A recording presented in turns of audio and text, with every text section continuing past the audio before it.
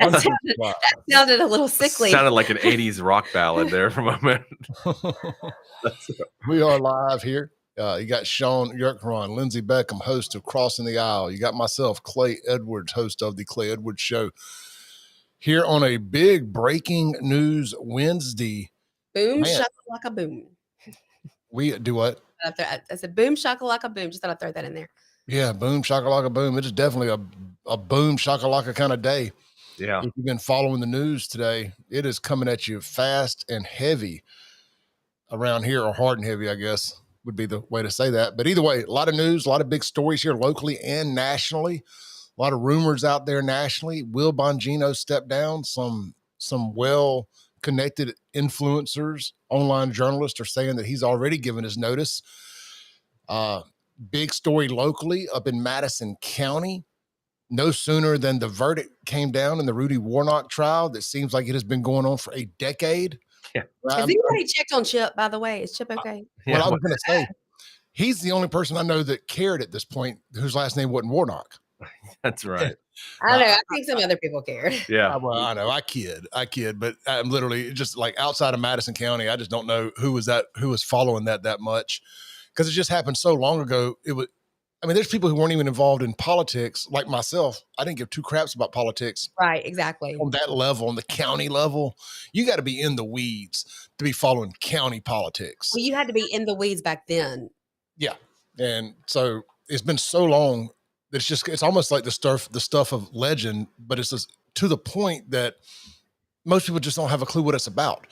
Well, the verdict came down today. He was found guilty, and it's crazy. So that was the WLBT breaking news thing on my phone, the notification from the app. And then the next breaking news thing after I text y'all, because I'd heard a story that, hey, he tried to unalive himself and I guess driving down the road. I'm not really sure how this came about. And how selfish is that? I mean, you put so many other lives in danger. Yeah. Did he have a wreck? Or, so anyway, the next notification was Rudy Warnock in car accident, I-20 Pillahatchee, apparent suicide attempt. Yeah. And I was like, good Lord, life comes at you fast, doesn't it? Because he's looking at 20 years after he was found guilty. I guess that's the other thing. He was found guilty today. Him and was there a cohort? Did they have a co-conspirator in this? Right. Yeah. I believe there was like some of the other supervisors, maybe. I can't remember exactly. I didn't follow it. To be honest with you, I did not follow it that closely because, like y'all, I wasn't super interested in it. I don't know any other way to say it. I just wasn't interested. It goes on. It's been going on so long. Kingfish has actually followed this. He has stuck with this thing for like 15 years and knows every detail of it. But I'm not exactly. I think there were some people that he had bribed, and they were also convicted. I think that's right, but I'm not. Don't anybody quote me on that. So. Yeah, I'm trying. I can pull. I tell you, we get some strange comments here. I don't really know how to respond to it. It says, so Paul says, how are you going to get a date with a woman, even in Jackson? Who? Huh? Well, what does that have to do with anything that we're talking about? Am I missing something? I'm confused. So, who is trying to get a date here? Yeah. I mean, we are all accounted for on this stream. And I don't know about maybe talking to one of the other commenters, but all that aside, very interesting stuff. It is delayed FAFO, I guess. I mean, I want to be serious because, look, the guy his crimes were kind of victimless. He's taxpayer money, stuff like that. Nobody got hurt. I don't want to see somebody kill themselves that just stole some money. You don't pull for that. You don't want to see that happen. So I don't want to make light of Rudy's situation. Because it was a commissioner. It's serious and he's got family and it's a bad situation. Yeah, he was convicted. I'm sorry. He's convicted along with Commissioner Cleveland Anderson on all counts stemming from their federal corruption trial this week. That's what it is. Or last week. Began last week. I'm sorry. So yeah, the verdict came down today. That's correct. So it's been going on for about 2 weeks. And within a couple of hours, he tries to kill himself. It was less than 2, because I looked at the time when the verdict came down, and then the time when they're reporting this, whatever you want to call it, um, unaliving attempt. I was explaining to Shaun on the show today, Clay, why you have to say unalive. He didn't know that you can't say that S word in certain Yeah. platforms. So what happens? Yeah, thank you for that. So what happens? It's like with our cussing on here too. The AI that these companies use for their algorithm, the second you start cussing, it starts deranking you. And there's certain things if you talk about unaliving, whether it's self-inflicted or by other people, which I got a line in the sand. There's just some stuff I have to talk about based on the type of content that I put out there. I have to talk about murder. I have to talk about crime. Now the self unaliving it. And they also don't like you mentioning the bad guys in World War II. Oh, they don't. That's So kind of ridiculous, but yeah, that's funny. It's a bit of verbal jujitsu on YouTube, especially. It's like we don't want people to hear certain words. That's Is insane. it YouTube too, Clay? I thought TikTok was the main one. TikTok's really bad, but yeah, YouTube is really bad, really bad. I listened to a guy. His name is Jeremy, and he runs a page called The Quartering. I sent y'all a video of his earlier. He does probably about 7 or 8 news videos a day, and he's a YouTube ninja. I mean, like other YouTubers talk about how good he is at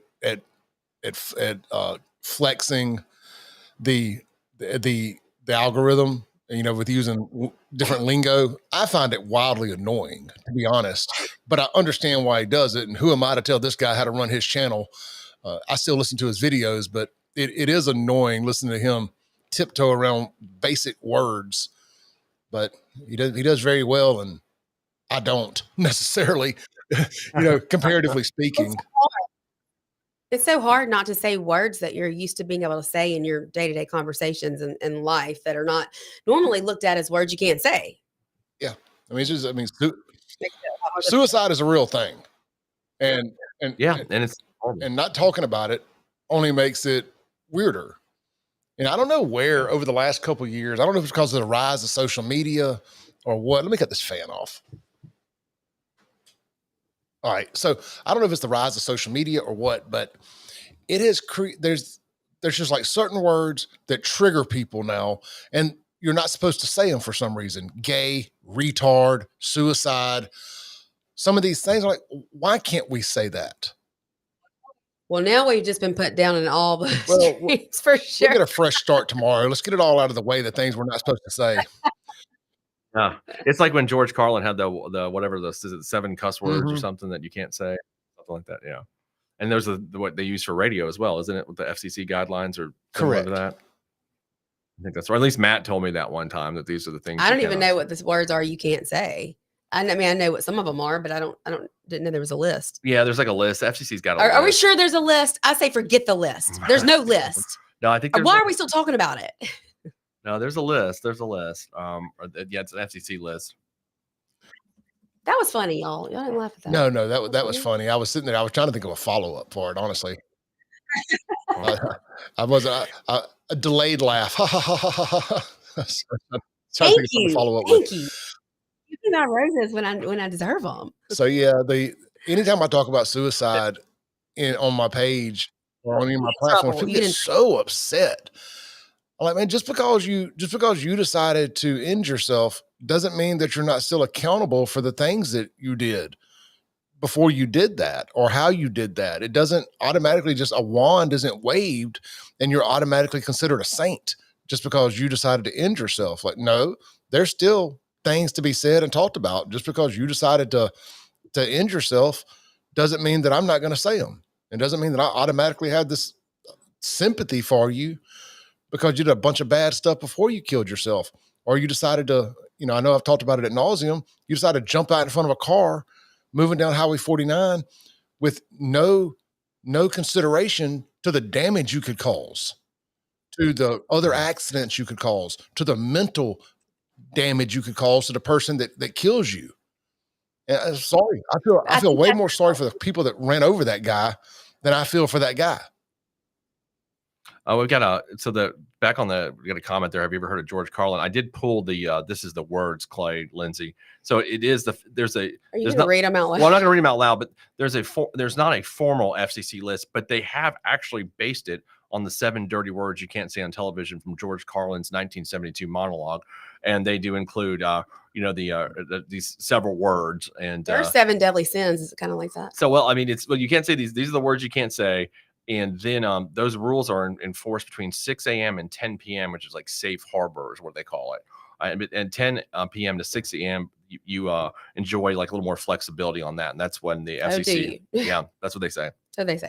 Mm-hmm. No, but Clay, to your point, like I was very disappointed that, Rudy Warnock has been waiting on this trial for so long, and then you're convicted, but all of a sudden that's how you're going to go out.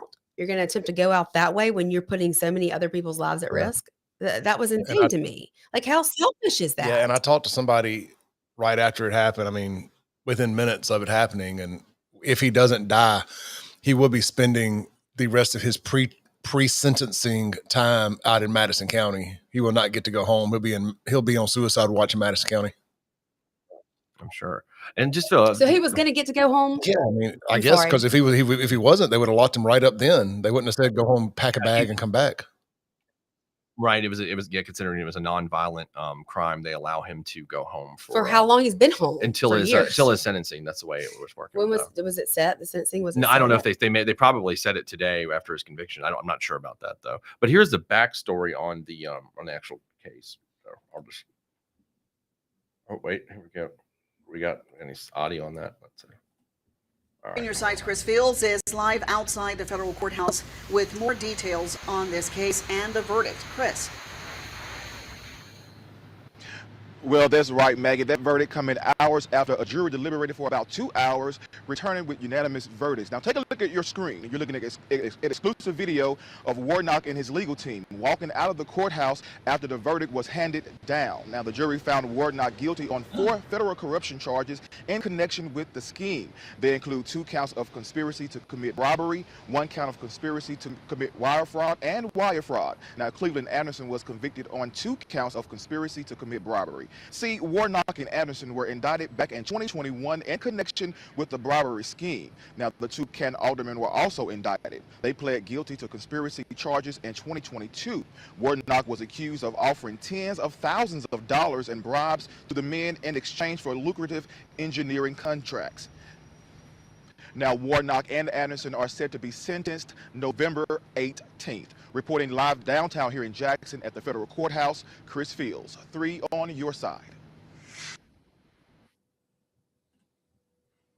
So there we go, Lindsay. There you go, November 18th, I think they said. So that's when he was supposed to see. He was released, pending that.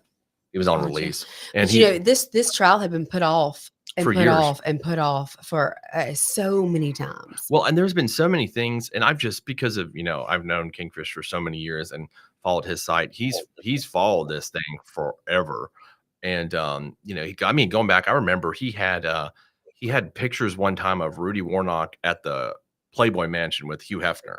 Like that's how far back this he was doing stuff like following that case. So there's been a lot of things with Rudy over the years. And so if anybody wants to, if you go to Kingfish's site, if you want to go down a Warnock rabbit hole, he's got it all there. I actually just typed it in his site, and there's just tons and tons of information going back. I see as far back as like 2009. Yeah. So y'all know Kingfish's site is jacksonjambalaya.com. For those not as in the weeds as we are. That's right, jacksonjambalaya.com, and you can just type in, just write Warnock in the search bar, and you can go back for the last 15, 16 years on this stuff. So he was apparently, Lindsay, he's apparently up to a lot of stuff over the years, bribery, a lot of different allegations. I think some things they may not have actually were able to prove, but it's all been out there. And I think this time finally, these allegations are stemming back from 2016. So this could go back about 9 years. Do we know, was he like attempting to unalive himself as he's driving down the road, or does he purposely wreck and then? I've heard conflicting stories on that. I haven't confirmed that whether he was actually driving when he stabbed himself. I heard he like wrecked and then did it. One I heard that he did it and then wrecked. So I don't think we're 100%. I just think, how horrible of a human being can you possibly be if you're about to go to jail, and then you want to stab yourself in the neck while you're driving, putting everyone around you on the road at risk? Like, that is so shitty. And I never cuss on here, but that's shitty. Yeah, I mean, if he was just, but obviously he seems like a guy that's very concerned with himself. You know what I mean? Like, But what good does that do you to take somebody else out on the way? It doesn't. It's pathetic. But, Shame well, on he you. doesn't, you know, and I mean this in a unique way. He doesn't deserve to die. Now he deserves to sit in jail and have to deal with the injuries that he's caused to himself and have to deal with it in jail. So that is going to be a miserable, miserable existence that he has now heaped upon himself, trying to kill himself and being unsuccessful for now. I mean, we haven't gotten it up, we don't know for sure, what the condition he's in. Obviously not in good condition. Between a car wreck I got to update. Go ahead. I got to update. He's still with us. He's among the living currently, as far as. Is he stable? Do we know is he stable? I don't know that. I don't know that. I just know that he is still alive at this point. So he's going to be dealing with the recovery, because at some point, look, he ain't going to be like your traditional hospital customer. You're going to get him all out of there pretty quick. He's going to be dealing with Satan before long, in my opinion. You're right. He's going to be shoveling coal. He's going to be dealing with Satan before long. Yeah. So he like I said, he'll be dealing with being in jail sucks, and being in jail sick or dealing with a severe injury or recovering from a severe injury has got to be exponentially worse. Sure. Yeah, he's not very comfortable. So, do we think his injuries are that bad that he's going to go to jail with like these injuries that are going to affect him for the rest of his life as long as he lives in jail? It'll for months anyway. I mean, eventually everything heals, right? I would imagine so. I don't know. Not everything. I don't know. Yeah, I don't know all the facts yet, whether he did some sort of permanent damage to himself. I imagine though that if he's still in some serious care, they'll probably delay the sentencing until he's better. I would think. I don't think they're just going to wheel him out of the hospital anyway. Yeah, I would think until like there's some way that he can be sentenced and taken into. What I was told was he's going to be going straight from the hospital to Madison County. So, I've heard that. So whether he's sentenced or not, he's going to be spending the rest of his pre-sentencing time in jail. He's not going to get to go home. Now, Madison County, depending on the severity of it, I guess Madison County could say, no, we don't want that debt of him of having to pay the medical bills. Let his insurance or whatever he has insurance, let that pay for it at home or wherever before he comes here. So will there be charges brought about from the wreck today, or from him attempting to unalive himself, whatever you want to call it? Down, I guess. Yeah. Because if that happens, wouldn't those charges be somewhere other than Madison County? And would he have to deal with that? I don't know. I don't know how that works. I don't know. Is it illegal to try to kill yourself driving down the road? I would think it should be. I mean, maybe you get like a reckless driving ticket. Yeah, I don't know if it's a felony of sorts, unless he uses his car as a weapon against somebody else. Yeah. I mean, look, like the federal government, they will find a crime if they want to find it. So, I mean, I think obviously they're gonna take him to Madison County because they can't risk the liability. They don't want, if he's out and kills himself, that kind of thing. They don't want to deal with that. So that would be my assumption. I mean, they want him in jail. They don't want him killing himself. Yeah. So, I mean, it's so I just got a text says the feds would actually foot the bill, would foot that medical bill, not Madison County. So. No, that's right, because all the federal inmates are pre-sentence or in Madison County, and that's they pay for that. They pay Sheriff Tucker's jail there for that. So good old Tucker. Cool. So let's pivot, because I think we kind of, I don't know. I mean, that is a very interesting attempt of ending one's life instead of paying the consequences for your actions. But he was going to die in jail, so if he decided that, I mean, I don't know how old he was, but I'm guessing he's a little older. And you're looking at 20-ish years. We could ask Chip. He would know. You're looking at 20-ish years federal time. So it's hard. You probably are looking for other options, clearly. So we'll see how it shakes out over the next 24 hours. I would think if he makes it the next 24 hours, he's probably, going to survive. But I'm not a doctor. Yeah. I can tell you about COVID vaccines and face mask nonsense, but look, I can do that too. As far as your damage to your blood, your veins, and your jugular and all that, I don't know. But what a slap in the face to his family. Instead of taking this time until November when the sentencing was going to happen, going and spending it with them and living those last days with your family to the best of your ability, you do something like this. Oh, What a slap in the we face. don't know I can't we don't imagine. know the home situation. It may not be very good. Yeah, I don't know. I think that, along with the fact that you just put everyone else on the road, their life at risk, and I have no respect for the man. Yeah, because the notification I got was that he had took a bunch of pills, wrecked, and then tried to kill himself. So maybe he was going somewhere to do it. Maybe he has a scenic spot that he wanted to do it at, because he's going out towards Pillahatchee. Maybe he lives out there now. I don't know, but it would happen on 20 going towards Pillahatchee.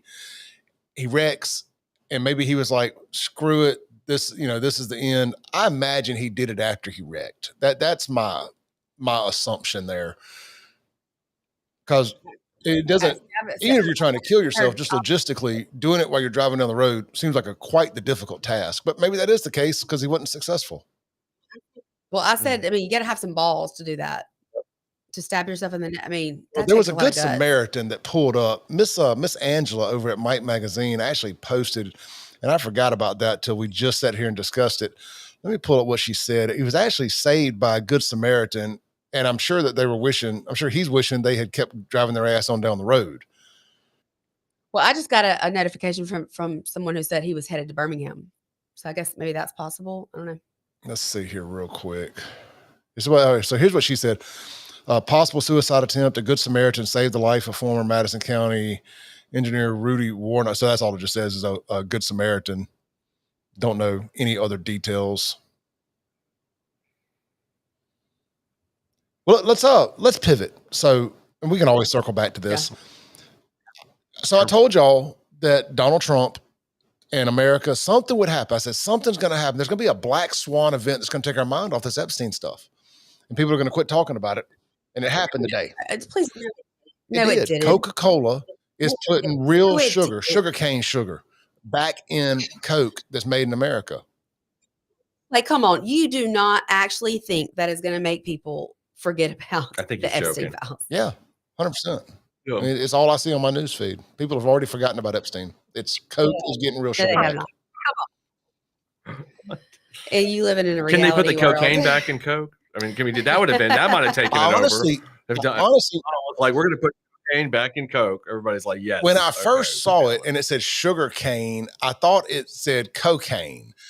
And then I saw who shared it, Kevin Steele, who's a legitimate journalist out of Texas. And I said, oh, wait, this is real. And so I had to reread it. And that's when I shared it and tagged Shaun. I was like, here's that Black Swan event I told you about. If Donald had put the cocaine back in Coke, we might have all really forgot about the Epstein thing. Like if he had actually done that, I will say we would have forgot about it. He did sign a bill today dealing with fentanyl and trafficking. And I obviously I support that. A good friend of mine who was on my podcast, and you can go back and find that on our YouTube channel. But Ann Elizabeth, her son Weston passed away because of an OD of fentanyl, and she got to be there with Trump, and Trump held up her son's picture and she got to speak. And, she's been fighting for this. And when you take the most tragic moment in your life and you stand up and you tell that story over and over and fight for better for the children who are still here, I just honor that so much and respect her so much for being able to have the courage to do that. And that was a great thing that was done today. What bill was signed? It was fentanyl trafficking. Okay. Yeah, that they've got a big old hard on right now for fentanyl. So if you were dealing, that's why I was, we didn't talk about it last night with the big drug bust out in Rankin County yesterday. A lot of fentanyl, and I was just, I made a video and talked about it on my show. That guy's probably going to be looking at a lot of time. Fentanyl in Rankin County, it's just that's what they've got.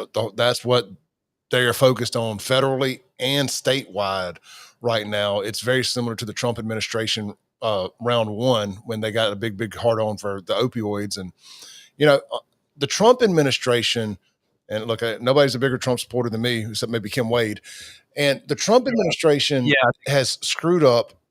The Trump administration caused the fentanyl to an extent. Joe Biden was rocket fuel on fire with the border and all of that.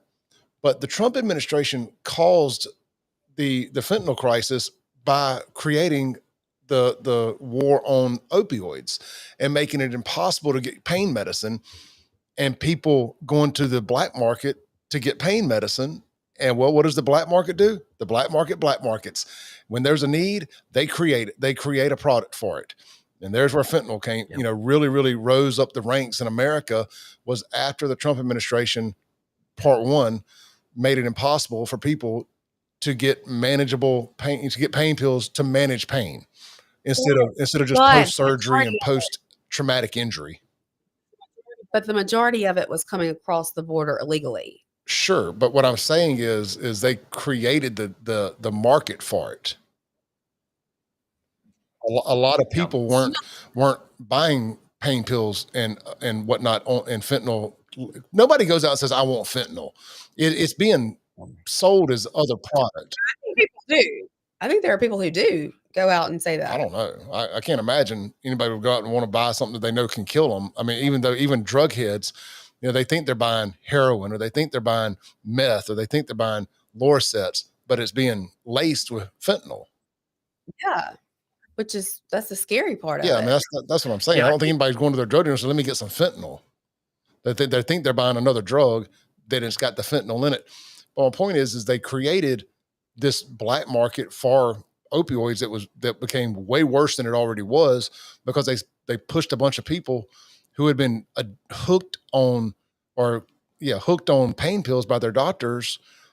They cut them off immediately and said, well, we know you've had you on 90 Norcos a month, 120 Norcos a month for 7 years, 5 years, 10 years, whatever. But we got to cut you off now because you don't meet certain criterias for pain.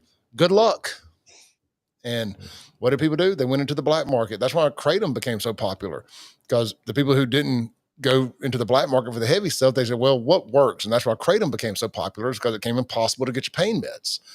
And then when Joe Biden got into office, they opened up the border, and China or whoever is creating the precursors for fentanyl just said, all right, cool, we're going to send it all on over. And so here we are with the fentanyl crisis. Yeah. I mean, I think I know what you're saying. It stems from what you would, unintended consequences is what I'm saying. No, and I don't think necessarily what the Trump administration was. I mean, the opioid crisis has been going on before Trump was he was president the first term. I mean, this has been a massive problem, and again, we never know how to curb drugs and the problem that drugs cause. So what we do is we increase penalties. That's our solution to it. Ban this, increase penalties, and we think that's going to work. And it never. I mean, historically, it just never does. And you said it a bunch of times. We've lost the war on drugs a long time ago. Yeah. And and it's funny because we're never going to make any progress if we just don't get our heads out of our ass and try a new way, try something else, because we just do the things that everybody else has always done. Hey, let's just make the penalties tougher, because that'll get people to stop using drugs. That's never worked. That has never worked. And it's not going to work. And we could keep on adding, more years to a drug crime, still not going to work. So, I mean, we need to come up with a new way. And this is just I think it's a perfect example about what you just said. So we try to curb opioid use or ban certain things with that, and then they create fentanyl. Now, if we cut down on fentanyl, they're going to come out with something else. I mean, this is not going to stop. Yeah. So we have to come up with a different way of attacking this than what we've been doing for the last 50 years. Yeah. Barbershop Bob says, I can't believe you just said that. I have arthritis and my doctor takes care of me. Well, a lot of people's doctors don't. And you obviously check off the pre-qualifiers for him to feel like he ain't going to lose his medical license for writing you pain pills. But a lot of people have been cut off. I know I have them in my family. And Dan's got a comment there. There's no way to win the war on drugs. I think you're probably right, Dan. I don't think that you can win it. I think you can refocus it. That's the only thing I think you can do, because I've said this before, I'll say it again. You're not going to stop the things people want. You can curb house burglaries and auto thefts, those sorts of things, but you're not going to stop prostitution, gambling, drugs. These are things that have never been stopped through human history, and they're just not going to ever be stopped. So you can curb it. You can invest in treatment, certain other programs that way, but you're not going to stop. America does not want to win the war on drugs. Here's a news flash for you. the people who are fighting the war on drugs, they don't want to win the war on drugs. Oh, hell no. Because I mean, it cuts off a lot of funding. It cuts off a lot of jobs. I mean, what do we like to call it, Shaun? Industrial complexes. The war on drug industrial complex is quite profitable. Probably the second most profitable government style industrial complex behind the military. Yeah, and then like Lindsey always talks about the big pharma healthcare industrial complex. I was about to say, I mean, vaccines fall in there. It's all the same. It's all in the same theory of what people are trying to do. Hey, look, I mean, I'll be honest. I mean, I benefit from it. I make money from the war on drugs because I represent people that are charged with crimes, and they are because of these crimes are given stiff penalties and need a lawyer. So I mean, lawyers make money, law enforcement makes money. I mean, everybody, people that you even think about, like even weapon manufacturers, body arm manufacturers, all these people are making money because of the war on drugs. I mean, it is an entire industry. Which is why Daniel Sparks couldn't get his bill through. Right, exactly. Session. That's exactly right. That's exactly right. I mean, so we don't want to do anything about it. We're just going to let 50 years. I think a lot of people do. Yeah, I think people like us probably do. Because the people that are making money don't, and they know that that's going to stop their money making. Well, it's just like why we've suddenly changed the name of prostitution to human trafficking. Yes, yes, exactly. Okay, there is human trafficking. Well, I mean, Lindsey, it's all of a sudden just the last 5-10 years now it's human trafficking, but before it was always now it's given this term that sounds way worse than what it is, and that's I just like, how did that just all of a sudden become human trafficking? I'm not saying human trafficking doesn't exist. I think it does, but to the extent that we've made it the mission, I don't know. Well, we're also in the sympathy industry, and now it's anybody who makes bad decisions in their life aren't accountable for their bad decisions. Oh, you decided to become a drug addicted prostitute? You were trafficked. No, you're a drug addicted prostitute. No, that's not the only instance of this. We know it exists. Talked to Dean Scott and sat down and heard his horror stories of the children that he went in and rescued from situations, or teenagers. I mean, there is such a thing as human trafficking. Nobody said it wasn't. What we're saying is that they have changed the name of a lot of this stuff. They are categorizing general prostitution as human trafficking now because there's federal funding to fight it. And it's part of the industrial complex of money making, of profiting off law enforcement. I can't tell you how many prosecutors, law enforcement I've discussed this issue with for the last several years, because it's a joke in the law enforcement and prosecutor community. It's like one of them, a friend of mine was prosecuting somebody. It was like the pimp of 2 girls, and he was indicted for human trafficking, which was obvious prostitution situation, had nothing to do. But there's so much federal money, like you're saying, that it's got to be called human trafficking. There's been times where we've had, different things where you get federal money for. We had that JET grant back in the late 2000s, and those were supposed to be focused on drugs. So you get more indictments for drugs. There's a domestic violence grant, so you get more indictments for that. I mean, it's all about the federal money. Lindsey, you'll appreciate this to paint a picture for you. It's just like during COVID, people who were showing up to the hospital with gunshot wounds and dying being called COVID deaths. Yeah, I mean, that's true. No. They didn't die from COVID; they died with COVID, right?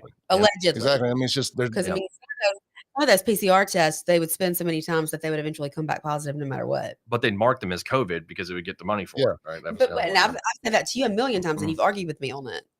I think what I've argued about is that people did actually die from COVID, but I do agree that they did mark people that didn't die from COVID as dying from COVID. But you see how that added to the numbers. Sure. Yeah, absolutely. No, that's true. I agree with that. Equated to the fear mongering. Yeah. I mean, it added because they marked everybody. They were getting more money flowing, and they marked. There's a lot I know. I have a friend that died of cancer during that time, and they marked him as dying from COVID, and that was not true. I mean, so yeah, I know and people have a lot of anecdotal stories like that from that time. So, I mean, I agree with that they were doing that. And that's part of the reason why I can never see myself going back into the healthcare industry after working in healthcare and having a degree in healthcare. I can never see myself going back to that because I've just seen through so much of what they do. They lost a lot of respect, and that's why I love. And it's going to sound like a plug, I guess it is, but it's really more of a testimony. That's why I love having Men's Health in Mississippi and the people out there to go be my primary physician.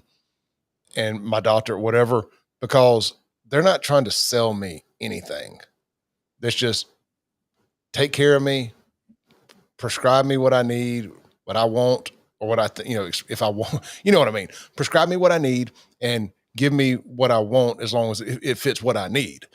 And I'm not being steered in a medical direction. I was like, well, you know what? You need these SSRIs here, Clay. You're looking a little depressed. Let's put you on this. Let's put you on that. This comes with a puppy, and that comes with a disease. And anyway, the medical industrial complex in general lost a lot of respect from the general public. If it wasn't the COVID agenda, it was them telling us that COVID wasn't contagious at Black Lives Matter rallies. Yeah, I know. Actually, Lindsey and I talked about this last night. I sent her a letter. I'm trying to see if I can find it. The one what you're referring to, but what the letter was from medical professionals that I've saved this. That's kind of where I remember shifting my views. Or shifted your views. I remember. Yeah. I showed you some of the posts that I made at that time when they came out with this letter, and there was all those George Floyd riots going on. I found it that and people were saying, okay, let's do all these protests about George Floyd. And that's when, even at that time, I thought, okay, this looks like a law enforcement, before the facts came out, in the beginning. It's like the first week after it. And then the doctors put out a letter saying that, systemic racism is an injustice occurring during the COVID-19 pandemic. I'm reading this, and that it says right here, I'm reading, white supremacy is a lethal public health issue that predates and contributes to COVID-19. This is from the medical community, by the way. Black people are twice as likely to be killed by police compared to white people, but the effects of racism are far more pervasive. Black people suffer from dramatic health disparities in life expectancy, maternal and infant mortality. And it goes on. This is a long letter, but again, staying at home, social distancing, and public masking. By the way, this letter was written the first week of June, right after George Floyd in 2020. To the extent possible, we support application of these public health best practices during demonstrations that call attention to the pervasive lethal force of white supremacy. However, as public health advocates, we do not condemn these gatherings as risky for COVID-19 transmission. We support them as vital to the national public health and to the threatened health specifically of Black people in the United States. We can so support by facilitating safest protesting practices without detracting from the demonstrators' ability to gather and demand change. Okay. But kids couldn't go to school. Disgusting. Well, this is the first week of June of 2020. At this point, they are still telling us not to gather in groups more than 10 people. And for some reason, and I hate systemic racism, white supremacy, all that stuff. I think we all do. That's not the point. But at that point, we had a bigger issue on hand that they told us not to, that we've just wrecked the whole economy at this point. We've had all these problems, and they're saying, don't go out. People, I wrote on the Facebook post I made at the time, was that they just went after people for partying at the Lake of the Ozarks, whatever, that weekend, Memorial Day weekend, and they're attacking them. And then there was a lady that was like a barber or a hairstylist, and they prosecuted her for like the same week for opening her business. But you can go protest because public health agrees with your cause. Now that's when they lost me, because I'm like, look, no matter what, because at this point you were worried about going in a store and people didn't have the mask on, and you were freaking out about it. I was listening to what they're saying. Don't gather in these groups. Stay indoors at this point in time. But then they're saying, but if you're protesting some issue, then it's okay. That we agree. They're not just some issue, this issue. Well, this issue, right? But I'm just saying, but it wouldn't matter whatever issue it was, because the virus doesn't know what racism is. It doesn't know. It doesn't know that. It's not making a distinction whether they think your issue that you're protesting is valid or not. Like somebody else would. So that's when I really got upset, because I was like, wait a second, you guys are really trying to pull some bullshit on us. Because there's no way that you've telling us now it's okay for thousands of people to gather up together, like perfectly okay, when you don't want 10 people over at my house. Yeah, come on. But keep in mind, around the same time, and we have two comparison studies here in Mississippi, in Jackson, because there was the BLM protest that came to Jackson and then marched through, and they went out. All the white coats from UMC went out there and bent on their knee and gobbled some, big BBC, big black, BBC, went out there, yeah, George Floyd, I love it, put some more of it in my mouth. But then all the people who wanted to go back to work have their right to work protest. Oh, there's just racisms. We don't want to go back to work. This is racism. There's a super spreader over here. Don't do the right to work protest. That's racisms. We're all gonna die. CJ Yeah, Lemasters. CJ Lemasters Listen. out there at the reservoir snitching on folks for being hanging out outside. Just think of how asinine it sounds. Think when you said it a second ago, Shaun, like it. I was over here gathering my thoughts. I was shook after you said it. When you said that they were saying stay inside. How But fucking stupid does that sound in hindsight? Stay inside and continue to breathe in that recirculated air from the other sick people or other people in the house. Don't get out in the sun. Are you a vampire? You're a vampire. You don't want to die. Don't get out in the sun. It sounds so fucking stupid. And we agree with that, but if you're going to order people do that, then don't make the exception to that a social cause or whatever it is, whatever the issue. You know what I mean? Like, don't say, well, you need to stay indoors for your safety, unless you're against, you're protesting for LGBT rights or you're protesting against abort, whatever it is. You know what I mean? Because we're talking about science, not. Well, it showed causes. us which political party hijacked the medical field. Right. And that's true. don't think that it's over because COVID is over. Because if you go look today on the Mississippi Department of Health website, they tell you don't need an appointment. Come get your vaccines. If you have a child going into 7th grade, they are required to have the teeth out. That is a mother effing lie. No, they are not. And me with a bunch of other moms out there shed blood, sweat, and tears to make damn sure that was not required anymore, and it's not. I shared the post. They are also saying that there is now this outbreak in Mississippi of the whooping cough, or pertussis, what they like to call it. And you know what? 62% of the cases that we've seen in the past year were vaccinated. So, I mean, that shows a whole lot of faith in your vaccine right there. So I shared this post from the Mississippi Department of Health. It's on there. They put it up today. It's been shared, I think, the last time I looked, 60-something times, and every single one of the people who shared it is saying, don't believe this nonsense. They're still doing it. They're still lying to people. They're lying to you in Mississippi today. Well, there's a lot of people who don't want to let it go. It's like people who believe in Santa Claus for too long. There's a lot of people who really the kids like COVID is their identity. It's like who they are. They were so vested in believing everything that was said by our government about COVID that it's almost like if they admit that it's not what it was advertised as, that it what do they have to live for? Yeah, no, there's the branch Covidians is what I used to call them. The branch Covidians. That's what I used to call them. Yeah, like Will, my friend Will was like that. This is my post from June 6, 2020, right after George Floyd. I'm all for the protest. I think it has created a black-white unity not seen since. Look, if the thing happened like it did, then I was in favor. I didn't. Look, I put the blackout picture on my Facebook. A week after, I was like, this looks horrible. It did look bad. And I did like the idea of black and white people joining in a cause together. I think that's I'm a liberal at heart, everybody. Let's just put it that way. I joined in the cause in the 90s and 80s and stuff when I grew up just not being a racist. It's called. So and then I said, that being said, did COVID-19 just magically disappear? Just a couple weeks ago, over Memorial Day weekend, the media attacked people for partying at the Lake of the Ozarks. Before that, a woman in Texas was arrested for opening her business. One of two scenarios is about to happen. A second wave starts in a few weeks after we all just went through these ridiculous lockdowns and scuttled the economy. Or number two, nothing happens. Both scenarios make us all look pretty stupid. Where's Dr. Fauci arguing for social distancing? I have not seen him in a few weeks. Now, I wrote that, and the comments under that were, where's Fauci today? Well, the comments under my post were like, you sound like that's something from Fox News, Shaun. Aren't you a liberal and stuff? But my point was, no, it's a common sense statement.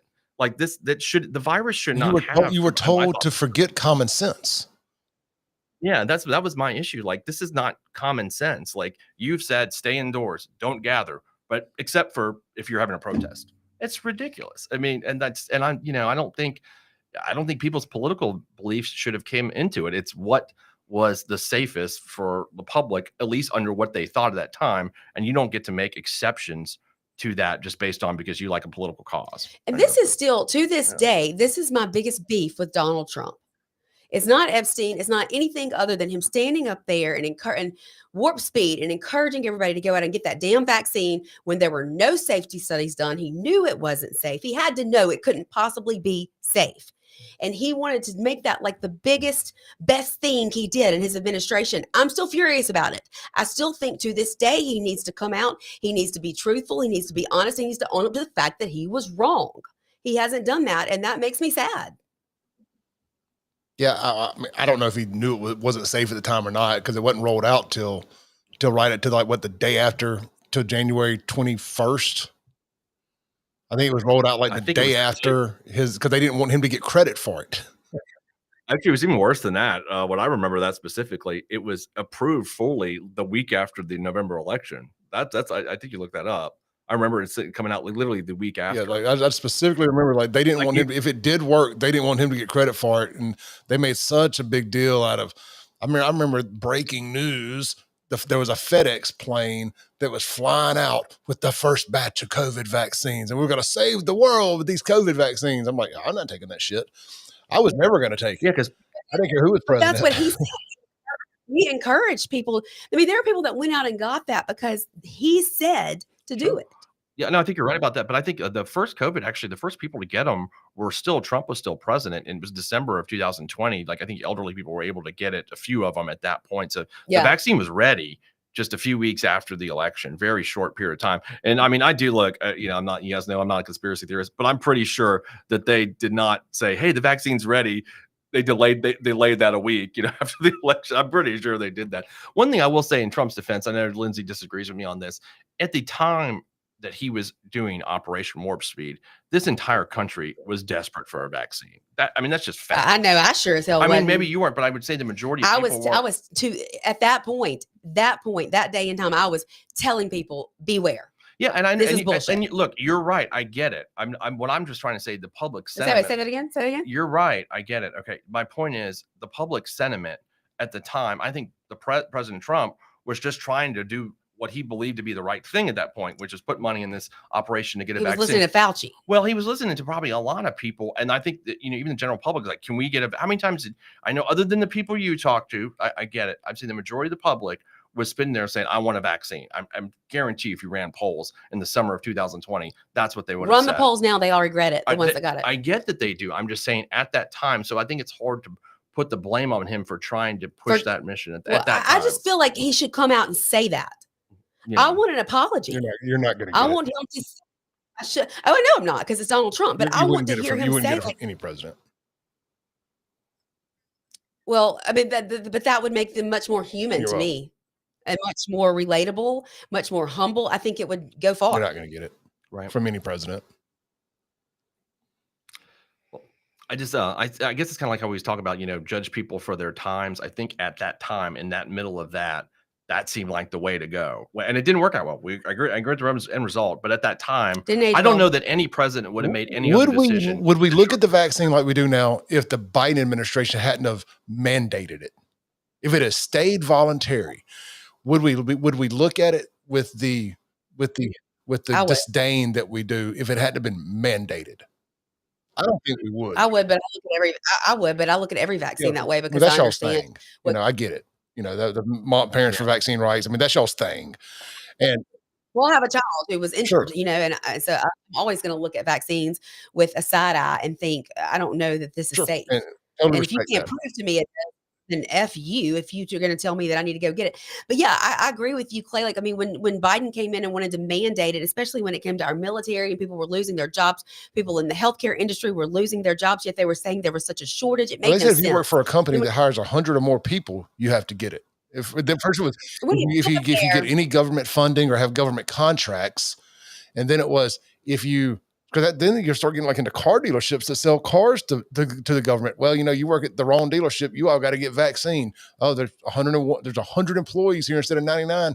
You all got to get vaccinated. Why the fuck did that matter? And he stood up there with those red lights behind him, looking like Satan, and going off these. It's going to be a winter of death for those that are unvaxxed. Oh, it ended up being a winter of death for those that got vaxxed.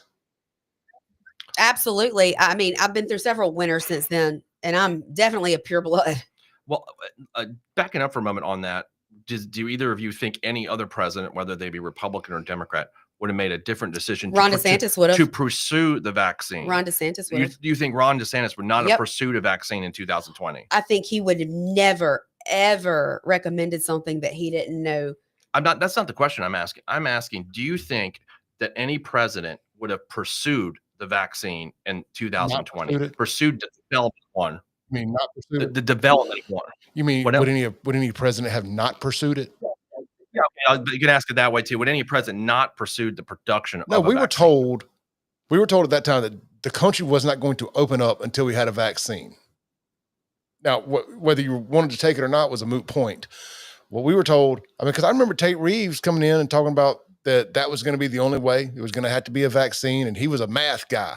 He was a numbers guy. He did a Twitter storm about it. Oh, well, don't even get me started on Philip Gunn and the third group and, the disdain and hate that I felt for him at the time. I remember Tate specifically saying, look, I'm a numbers guy. We're talking about herd immunity. Wasn't that the term, herd immunity?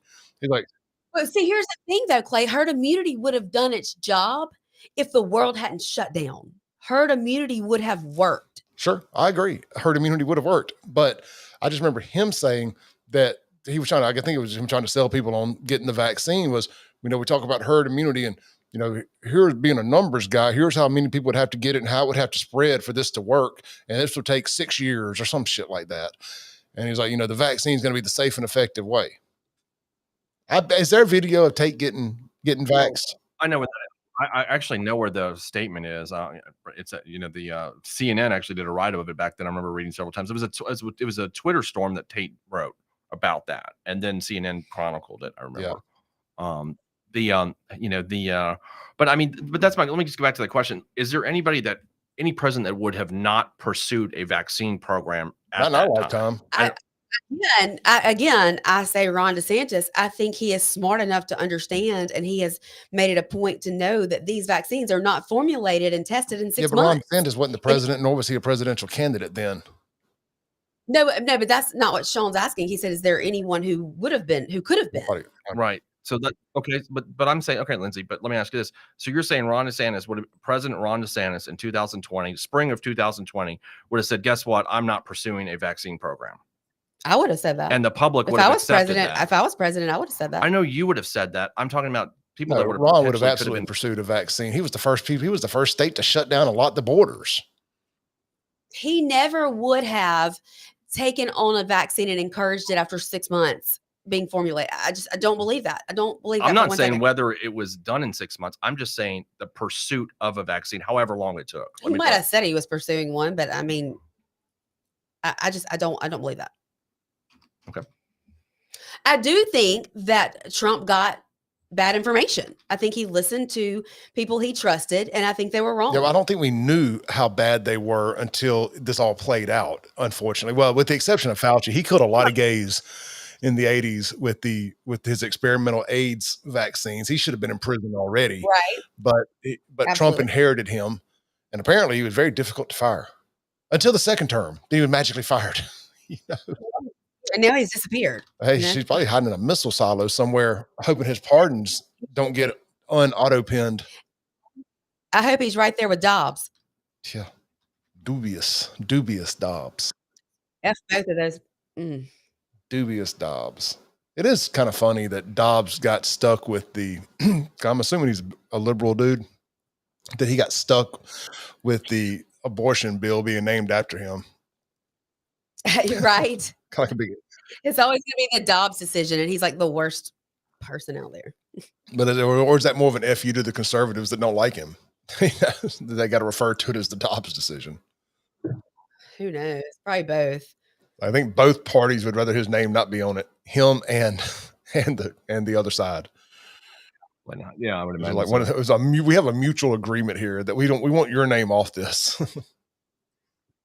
I see that, Tate was saying as early as August of 21 that he was opposed to any vaccine mandates.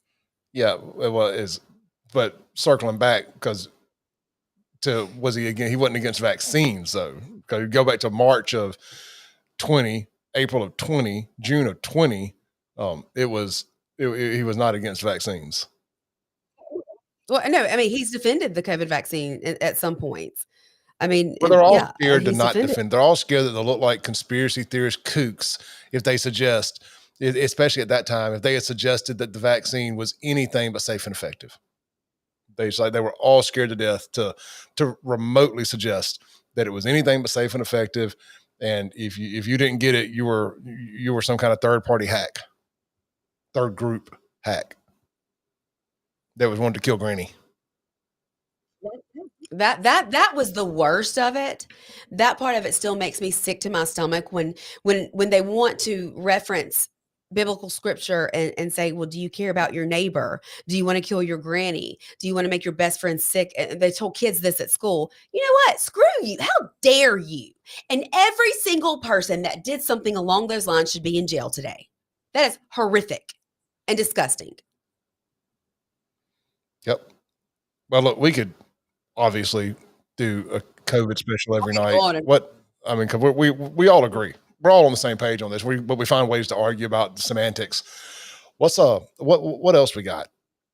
Didn't a crazy lady get arrested today for potential revenge porn? Well, I mean, let's talk about Lynn Fitch. Lynn Fitch did pass a bill that made it illegal to circulate porn in revenge of someone. And I think that there was someone that got in trouble for that today that I hear about. It's ironically, Lynn did something. So that's good. Yeah, she did do that. She did something, right? That's amazing. Somebody at Dolphins did it.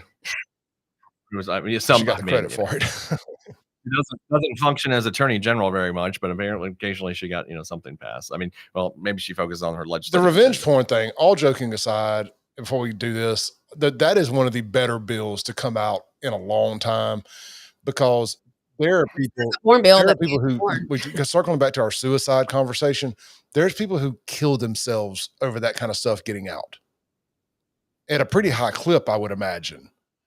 We saw it happen in Starkville, and we have that law named after that kid now. Montgomery. Yeah, the Walker Montgomery Protecting Children Online Act is one I worked on with my representative, Jill Ford. That's one that's also being challenged at the Supreme Court level. But what we did was said that we needed these big social media platforms to find ways to make it safer for children to be online, because this young guy in Starkville, he did get involved in a conversation with someone, and I think maybe sent some pictures or some messages that were embarrassing, and over $1,000, this was a scam, and over them asking him for $1,000 and him not being able to get it to them. He was so afraid of this coming out that he took his own life. Yep. And that young man, God bless his soul, and his parents, but they've done something about it. They've spoken out, and we're changing laws. I have a friend here who's actually one of the sponsors on my show, whose daughter, a young daughter, I think 12, 13 at the time, maybe 14, as old as 14, got roped into some messaging on one of these online apps on the computer, and it was heading that same direction. And she went into their living room, busted out crying, and they ended up getting involved and obviously getting it situated. But and it's not just girls, but boys a lot of times. It happens, and it happens to people we know. It does. And a lot of times they're scams, and they're people from other countries, and they're grifters just looking to make a penny. And it's sick. So, but back to the revenge porn. Yeah. So, who wants to take the lead on that one? Well, I'll go into it. So revenge porn we're actually with the 48th state to pass that, and that happened in 2021. And what includes have is all 50 passed it now. I think it's 49. Who's the not all holdout? 50. I'm not sure. It's 49 states and DC and territories have it banned. I'm not sure who it is. We were one of the first to pass age of verification. It's California. I just get big California vibes on this. Are they holding out? They probably use it as leverage there. Yeah. Right. Oregon, I don't know. I'll check. Seattle, I guess Washington State, North Dakota, or somewhere like that. There's like 3 people live there, so they don't do it. Maybe it's one of the Dakotas or Wyoming or something like that. I mean, I just, anyway. So yeah. Well, the first offense is a misdemeanor still, and the second one elevates it to a felony. The first offense punishable by 6 months, $1,000 fine, and the felony is 1 year in jail, a fine up to $2,000. Yeah. So I find it funny. South Carolina is the only state that does not have it. South Carolina. That's Yep. Interesting. I would not think that. That would be one of the last ones I would Yeah, think. well, I mean, I guess the South So, is probably the last place that it came through. Since we probably got internet last year, they figured we knew what revenge porn was. right, and We this, banned it porn makes here. sense. Why do we need? That's what I just said. I mean, that's what I just said. At least we know that we were one of the first states to pass the age of verification. So you can't even look at porn if you're not of age. Yeah. Yeah. Thank you, Lindsay. You're Thank welcome. you. Which I don't look at porn anyway, but it's still one day, you never know, get a pinch. But all of them pulled out. Upload your ID. Upload your ID. You're good to They go. won't even let you do that. They all shut down. They said, screw Mississippi. We're just not going to do that. Not my fault. Pornhub wanted to pull out of here. Oh, the jokes that write themselves. So the crazy guy that I had to have arrested a few weeks ago or press charges on, his mom, Comes natural, his I guess. mom, Elaine White, has been harassing the absolute Tito shit out of his child's mother and threatened to release some I guess revenge porn or something that she found on her son's phone from when they were together or whatnot. And she found herself arrested today because of it, because she put it in a text message, I reckon. You can get the belt out. You get the belt out for this. That's behind me there for sure. You know, so the son is in Whitfield right now for aggravated domestic violence against this girl. And now the mom has got picked up and arrested. Now she's already bonded out for threatening to spread revenge porn of the same girl. So they have now both caught a charge over the same girl who he's not with anymore.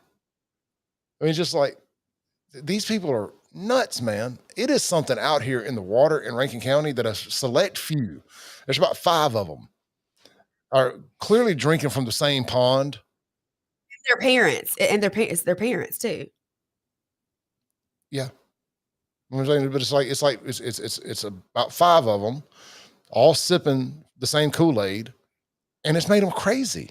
And I still say it's all a product of goon squad derangement syndrome. Now the 2 girls fighting is different. That's the girls going at it. But still the whole thing's just crazy.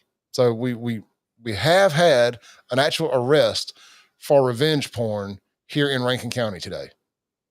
And it just What 2 girls? What did I miss them? Who were the 2 girls that were fighting? the mom and the baby mama. Oh, okay, gotcha. So just rather interesting. And the apple doesn't fall far from the tree, I guess. She's crazy. He's crazy. You know, just crazy people. Yeah, I mean, same as is true with that attorney out there. You know, the one that had the poster at the city council meeting or whatever, and then today was advertising his legal services in the face of a tragic accident. Yeah, that's one of the more disgusting things that I've seen.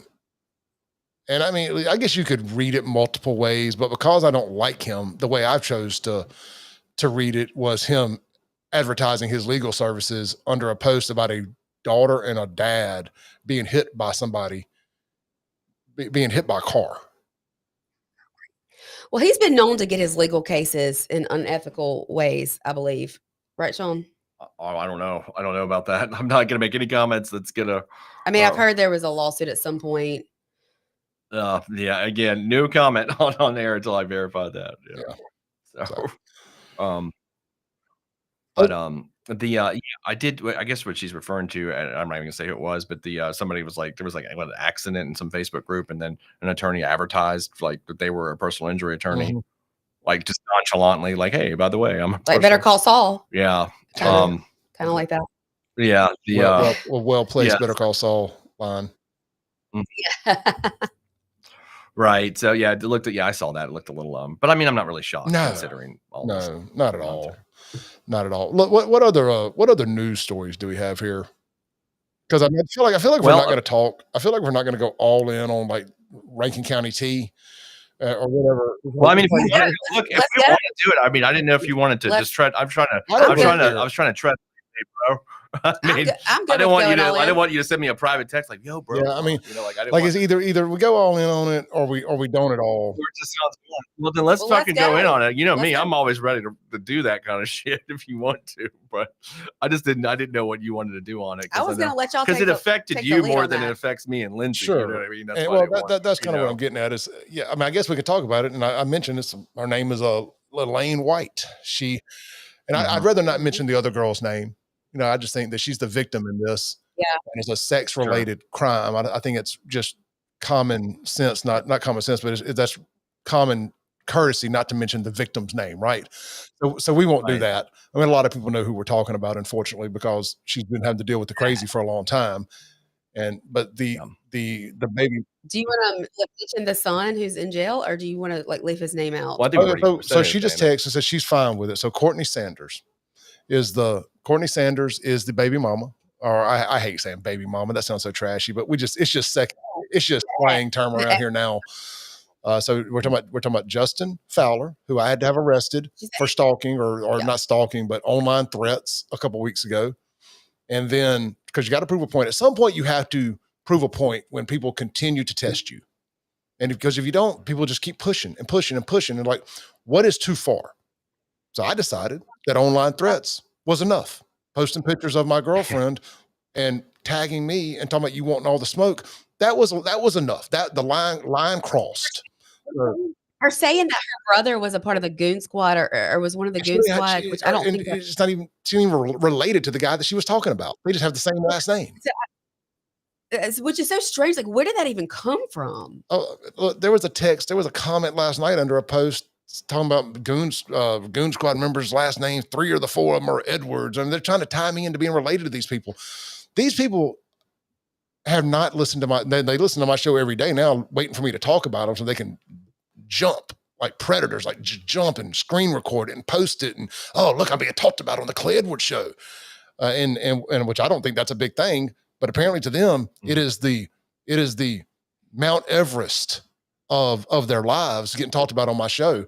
And they just got to immediately screenshot it, screen record it, and post it everywhere for everyone to see. And these people are absolutely crazy. And I forgot my train of thought. What were you saying? Sorry. I was going to say, you saw the memes that came out of when you exposed Natalie or Saul or whatever the hell you want to call her. The memes that came out of that were great. So yeah, people do listen, and it is a big deal. And so I think that, I don't know if that's what they're wanting. Are they that much so desperate for attention that they're going to harass you until I think that, I'm 100% positive that's what Justin was doing, because once it all came out, because I never talked about this, because I'd always heard about this guy and how crazy he was. Like, legitimately, he's in Whitfield right now, not jail. So when they send you to Whitfield, not jail, you're effing crazy. So right. I mean, go ahead. Yeah. No, I was saying, I mean, of course, the stuff that, I mean, it's public out there about what he did to the Rankin County prosecutor, those threats that are, just public. Now everybody knows about that, reported in the news, and going up there. So it's like, he threatened Trey Philman and his wife, posting pictures of them, and then shows up to his office with a knife on him after he said he was coming up there to cut his ear off. And that's where the police intercepted him. There was an APB out for him, and they found him there. I've seen the video, and then walking in, guns drawn, arresting him.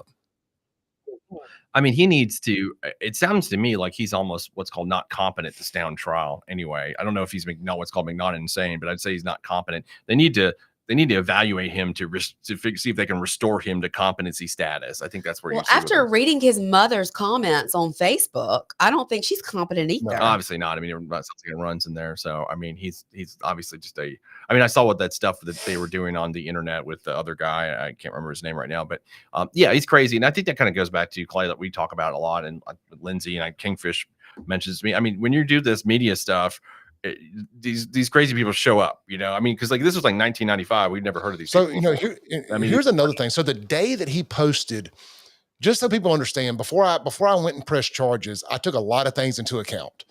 A, what was the backlash going to be? B, how much more crazy am I going to get thrown at me? Well, one of the other things that really pushed me over the edge is I had lunch. He don't want his name mentioned, but he did want me to remind everybody. I had lunch with one of my lifelong best friends out at Martin's Livingston. So the radio station is in Flora. This story, I heard you tell this story. This story is what freaked me out. This was is what scary. pushed me over the edge to go press charges, because I felt like this guy was 100% following me around and stalking me. Is me and my friend of mine that he does not know. And keep in mind, he don't know me either. I've never discussed any of his cases, his stuff, anything, because I said, this guy's crazy. I just don't want the smoke, honestly. Every now and then I look at a story. I'm like, no, that guy's a fucking nut job.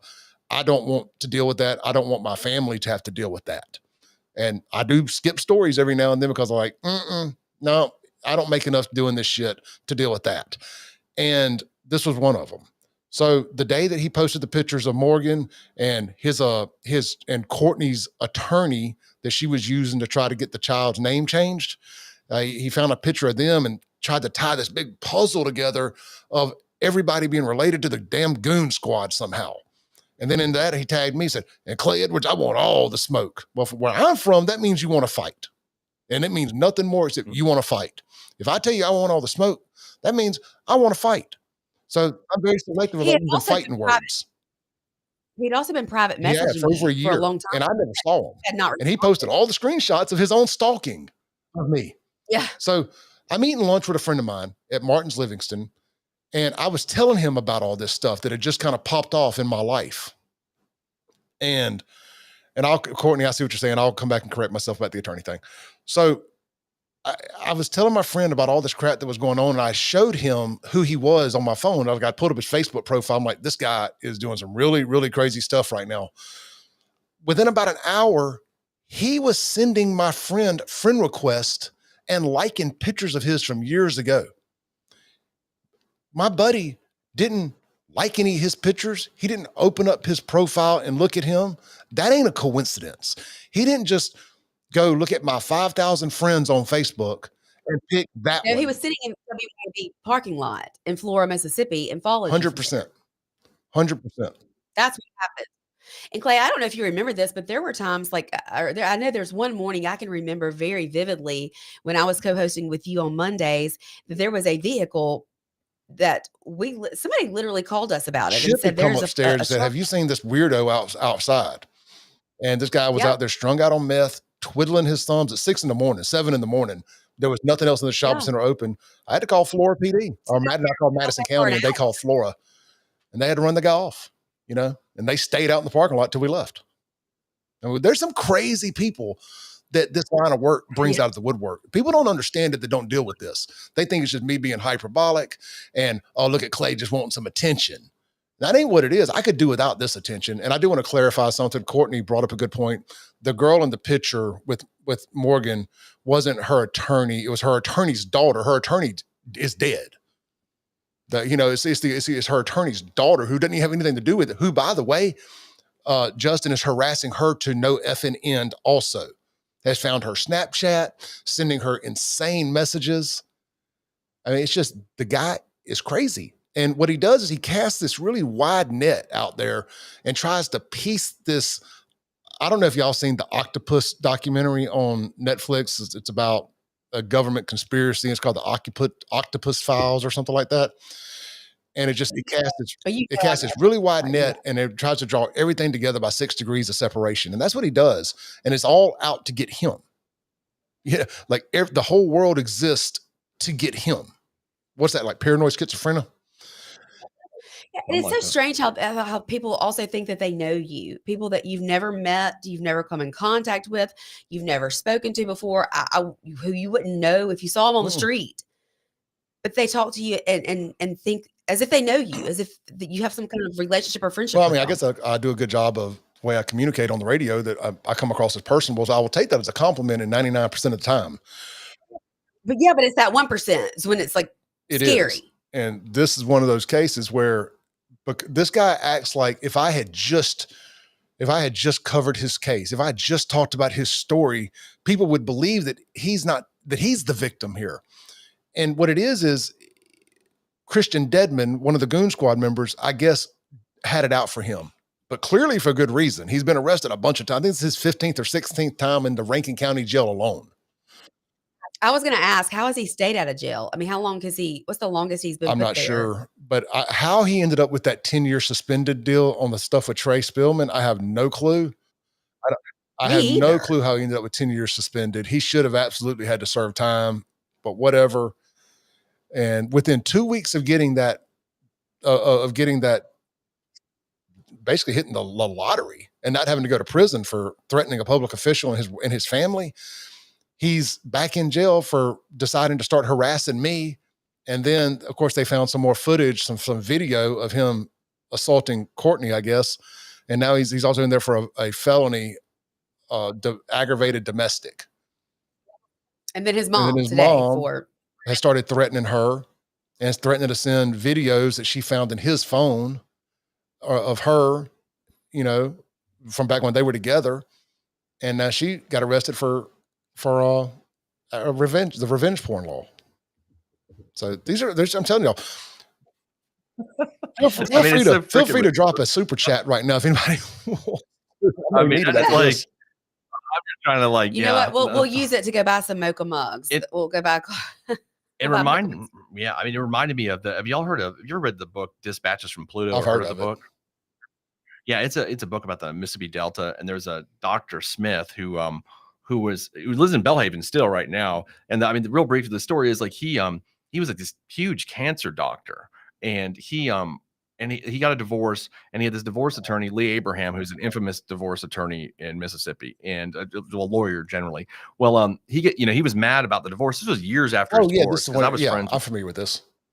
Yeah, and he was buddies with Jim Hood, and so Jim Hood had I guess they got tipped off. There were some investigators that knew that these hitmen were going to come and kill attorney Lee Abraham. So they went in the office, and the investigators from the AG's office were waiting on him. And I think they killed one of them and shot the other one pretty bad. And so but Dr. Smith was the one who had hired them to do it, and then, so they arrested Dr. Smith or whatever, charged him with it. But the problem was he was mentally incompetent. So he could never go to trial because he went to Whitfield. They could never restore his competency. And this is going on for years and years and years. And finally they released him, I think in 2016, and he's back in Belhaven under supervision because eventually they just have to do that. So this could be a Fowler situation where, he goes to Whitfield. They can never, it sounds like he's the kind of guy you're never going to restore his competency because he looks like he's fucking crazy. No, this is one of the things where he literally he could go do that 10 years and he's going to hit pause on his life. And when he gets out in 10 years, he's just going to pick right back up where he left off. This isn't not going to be, he's not going to jail this away. He's not going to go get rehabilitated. He's going to come right back out as crazy, if not crazier than he went in. This is going to be something that Courtney's going to have to deal with. And unfortunately, I believe I'm going to have to deal with until I don't deal with it anymore.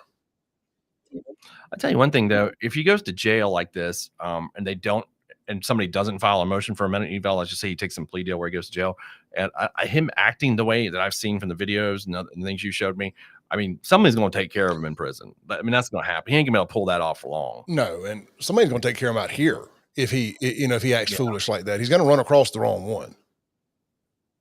That's what I'm saying. That is not a threat on my end, nothing like that. I'm just saying, generally speaking, when you fly that close to the sun, you eventually get burned. Yeah. Somebody, when he's out in CMCF or if he gets transferred to, Parchment or wherever it is, he's going to piss somebody off with that stuff, and, things are going to happen. So play stupid games, win stupid prizes. Yeah. So he's the future ain't bright for him, just kind of looking at the way he does things. Yeah.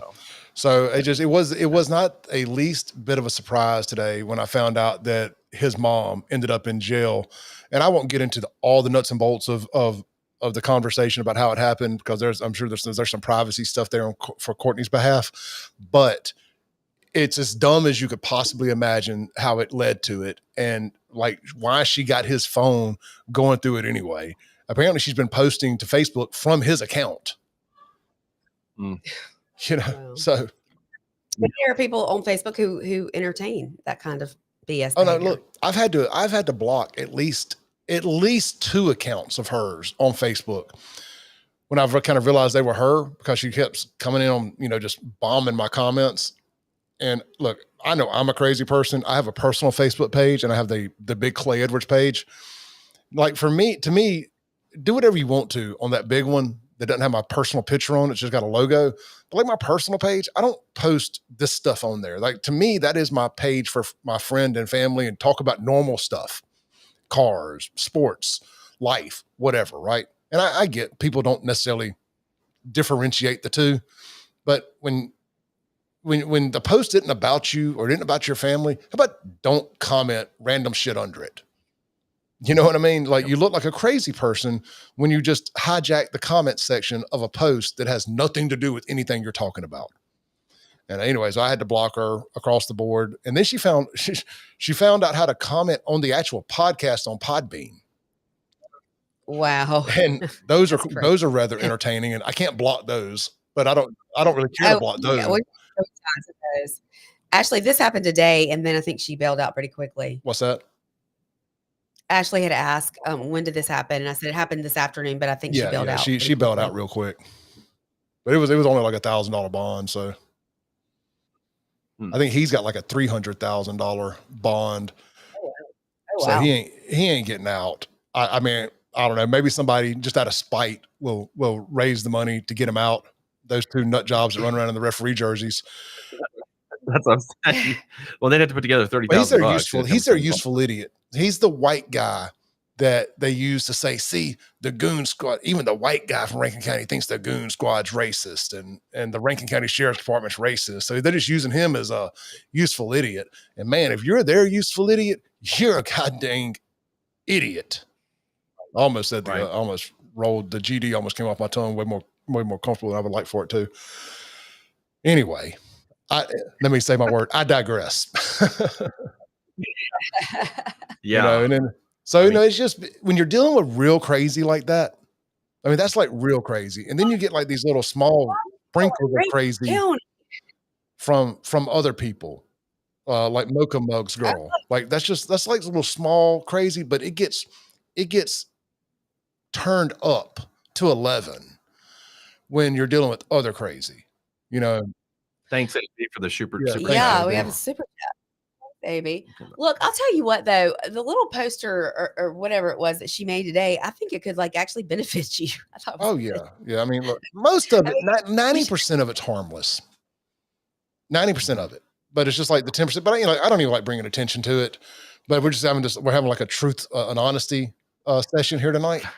About what it's like the obsessiveness of it is what's scary to me. We're discussing how like obsessed. There's nothing I'm that obsessed with. I mean, you could say that I was like that with the Chockway and all that, but that was about the city that got destroyed that I grew up in, and people literally dying because of his incompetence. Like, I thought that I was doing the city a favor and just frankly venting about what happened to the city that I was born and raised in and loved. And it's also a public official. Now, again, I'm a public figure, and people can scoff at that if they want to, but because God knows I wish I wasn't. And I wish that the same laws applied to people who harass me, that if the people were doing to any random person in the comments here what's been happening to me for the last couple months, they could have them arrested for it. I've already looked into it, and they just tell me, sorry about your luck. I was shocked that I was able to press charges, to get a judge to sign off on the thing for Justin, but it was that it came across as a clear threat. Yeah. I guess when the person that shall not be named is not really coming out. Yeah, like there's a point where it's just sheer harassment, like tagging my kids in post. Right. Yeah. I feel like are we crossing a line here when you're tagging people who, in Ku Klux Clay shirts that you're trying to sell, and you're tagging family. Like, to me, when you're putting it out there to a bunch of smooth-brained idiots who think that racism and white supremacy hides around every corner, people like Tasty, for example, the OG friggin' stalker. Oh no, he's like Beetlejuice, dude. I know. Yeah. I'm going to say it once. So it's like people like that see a shirt that says Ku Klux Clay on it, and they automatically think, well, I will hurt this person because he's in the Ku Klux Klan, so he must be he must be stopped. In their minds, they're justified in anything they do. And then you tag my kids in this post, and they're like, well, who are these people tagged in this? Let me stalk them down. Well, I mean, when you have a fake account and you attack somebody by their parenting decisions when they have a special needs child, I mean, that too, it's like, when is there a line in the sand that makes it unacceptable?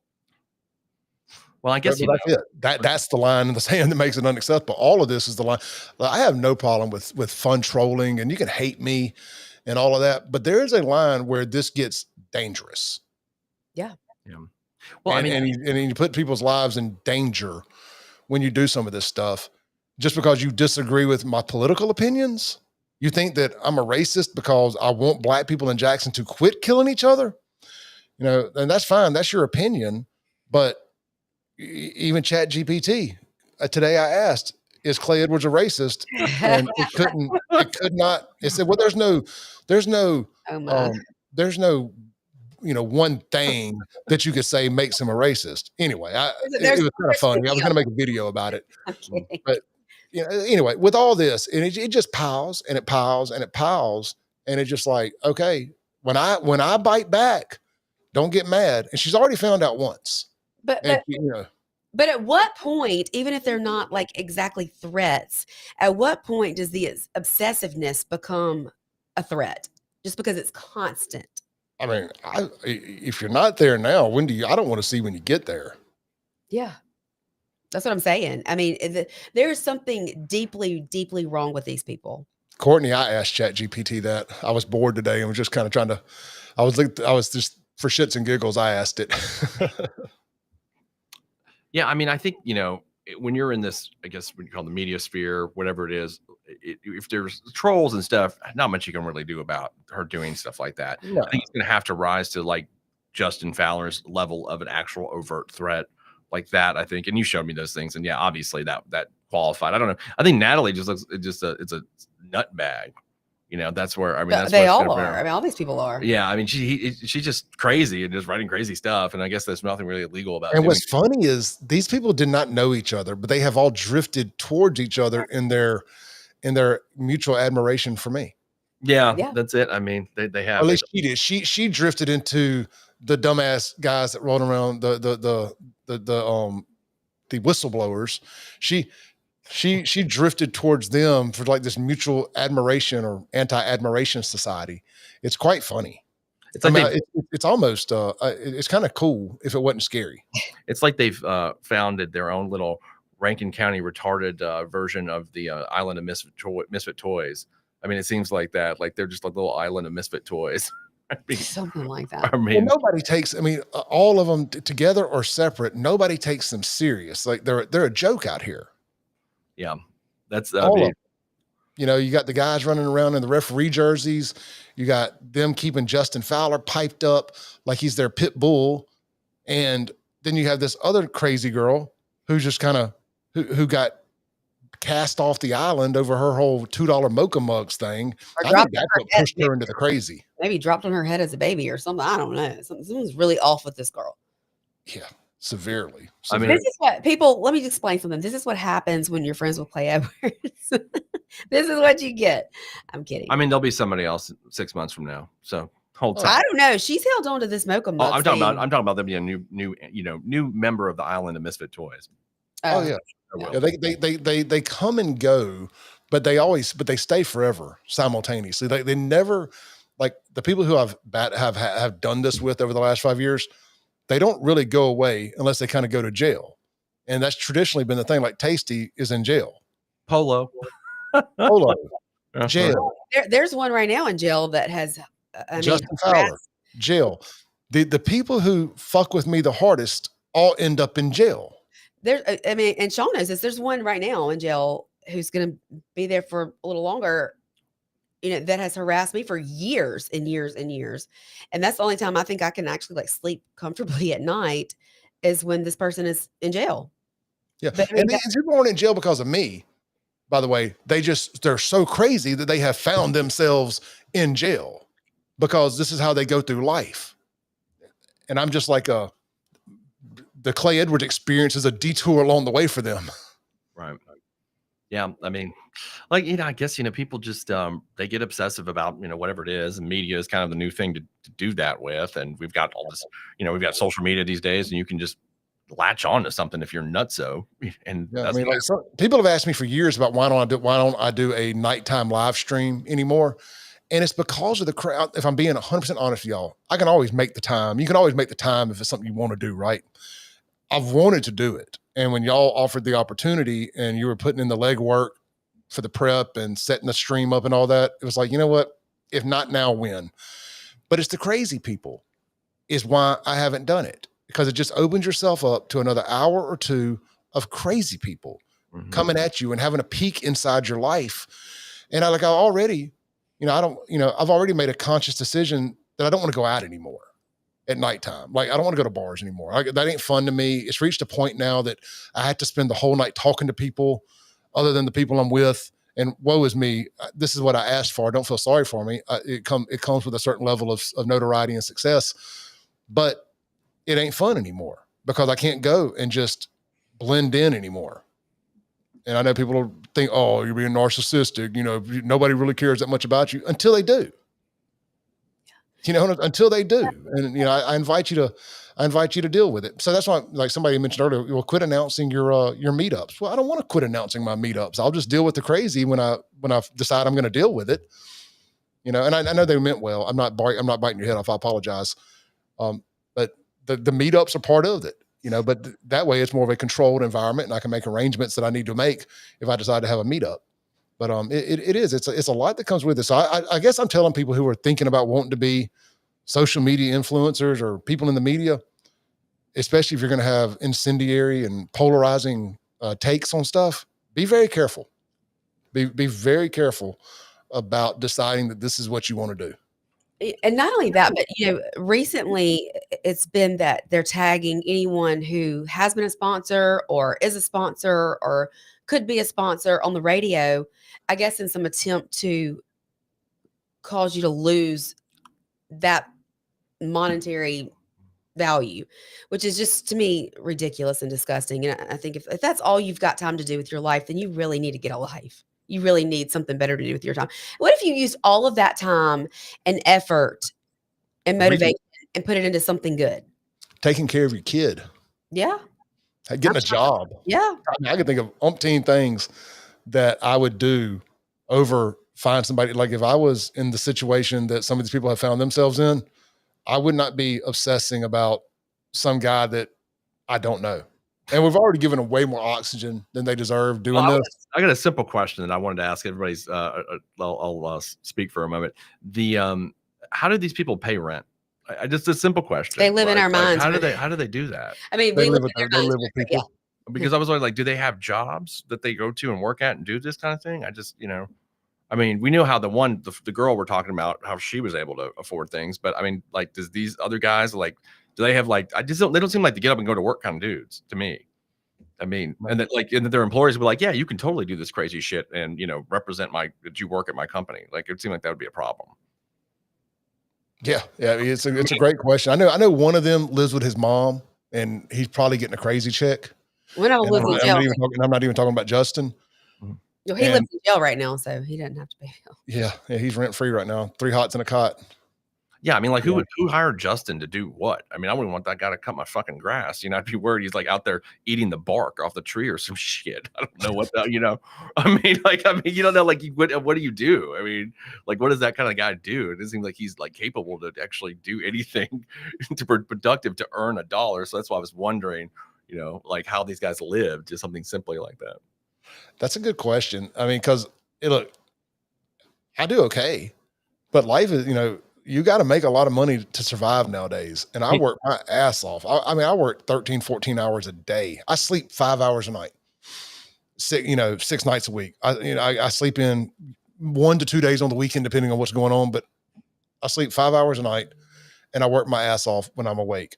Now you can define what work is. I mean, it's sitting in front of a computer because I work online for the most part, but I said, I don't know how they do it. They got cell phones, they got cars, they got roofs over their heads. I have no clue, but Courtney said mama. And, a lot of them, I guess, do live with their mamas. Yeah. Or maybe they find women to shack up with that'll put up with their shit, whatever. Yes, so. It's interesting to me. I just What are they supposed to be whistleblowers of? Government corruption, government attack against them.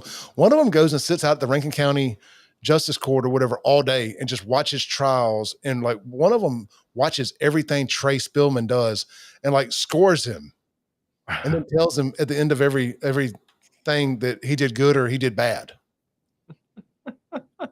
It's just, Lord. And then one of them thinks he's a whistleblower. He quit or got fired or whatever. He didn't get a promotion in the federal prison system.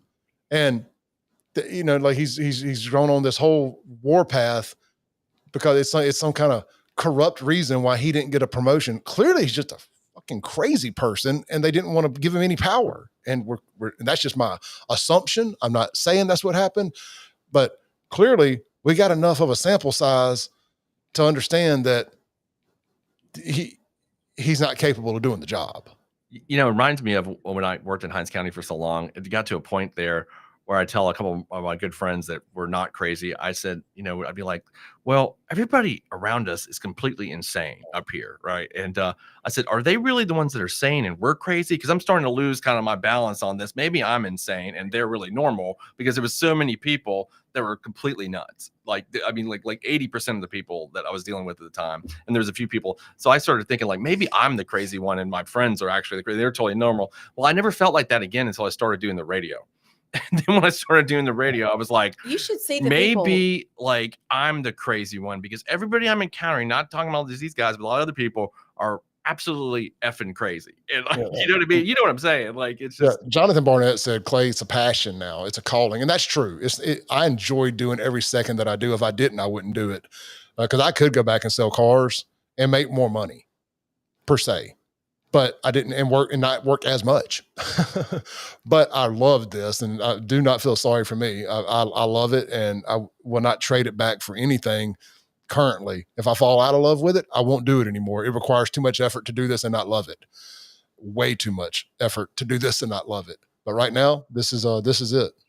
And these crazy people, y'all, they're everywhere. I mean, Shaun, you've seen some of the ones that find me, seek me out because of Moms for Liberty, and just it's relentless.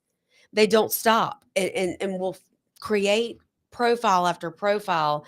And it's like, what do you have to do other than sit behind a keyboard all damn day? Lindsay, I've learned one thing over the last couple of years, especially, but I can look back over life and use this same thing to justify or to rationalize some of the things that have happened and some of the hate and stuff. Hate does not come from above. People that are hating on you and people who are attacking you, it never comes from people who have more money than you. It never comes from people who have a better position than you. It always comes from people who are jealous of where you at or what you have. Hating, that kind of hate never comes from above in the social ladder. It always comes from below. That makes sense. That makes total sense. And they want to bring you down to their level. Okay, maybe somebody has more money. There are crazy ass liberal white women out there who have money, overeducated liberal white women who have money. But generally speaking, with the exception of that particular demographic, who I can see them wanting to go after you over the vaccine or the parents for Moms for Liberty stuff, but that's a unique subsector there. Most people are miserable fucks, like the ones that are chasing after me. None of them have a single thing that I want or that I'm jealous of. Yeah, not a single thing. The thing I think you're right. It's usually from that direction. The other thing about, and kind of it's similar to that, is the people that get mad. Like, I'll use you, because we're talking about you right now as an example. Like, the people that get mad at you for whatever your opinions are. Like, let's say you did have a racist opinion or whatever opinion. Who cares? My point is the people that get so triggered by something they hear on the radio or the internet or the TV that it affects their life. Yeah, it affects their actual life. I mean, there's a lot of personalities out there over the years that I've not cared for very much, and that I've never really gave it much of a passing thought, other than maybe while I was watching it for a split second or something like that. Not something that would consume my identity during the regular day. But there's a lot of people that are like this. They're thinking about it like, well, Clay said this, and it's on my mind, and I can't stand him because of these things, and they're just stuck with this in their head. And I vision them sitting back, listening to the show for 2 hours every morning with a thing of lotion, putting it on the skin. Yeah, I mean, like crazy people. It's more than just, it's a lot of people that somewhat they're crazy, I would think, but there's a lot of people that really when you're in the media sphere, they get obsessive about it, even if they're not totally crazy. Like they're just like really, really into it. Like, and not just you. I'm just using you as an example. Sure. Some people that There's hate. plenty. There's people who get it a lot worse than I get it. I can assure you. Yeah, they just can't stand this person that saying whatever opinion theirs is on a podcast or TV or whatever. I'm like, and I've just never understood that. Like, I don't give a shit. Like, okay, if that guy, like I used to actually, I've gotten to where I kind of like I don't agree with Alex Jones. I'm not saying that, but sometimes I like him, and I didn't before. I used to go like, I can't stand this guy, but I never sat there and like thought about it. I just be like, I don't like that dude, and that's it. Like, just move on. It's not something I really thought about. But these people like think about this all day. Like, oh my God, I mean, what if who says whatever this? Sean Hannity said this. I'm just pissed off for the whole day. Who gives a shit? Like, move on with your life. Write your mortgage check. Or pay it online these days. I'm sorry, I'm old. But, there are times though that like you take pride in it because it's the type of people that hate you so much. Like the Southern Poverty Law Center. I'm like, hell yeah, I'm so glad they hate me. Or the liberal wine model that have me on their dartboard. I'm like, good. I don't want to be anything like those people. So there's times when it's like almost a compliment, I just got a text. This is unconfirmed, but and Shaun, I know we can't talk about it, but I'm just going to mention this. The guy who got arrested in the massive drug bust yesterday in Rankin County apparently has been rearrested and charged with aggravated trafficking, no bond now, and apparently they've arrested the girlfriend. We can talk about it now. I don't think I'm not on that well, case. I wish somebody would talk about it because So I don't know who you these go people ahead are. now. Okay, so the Daniel, give me 1 second.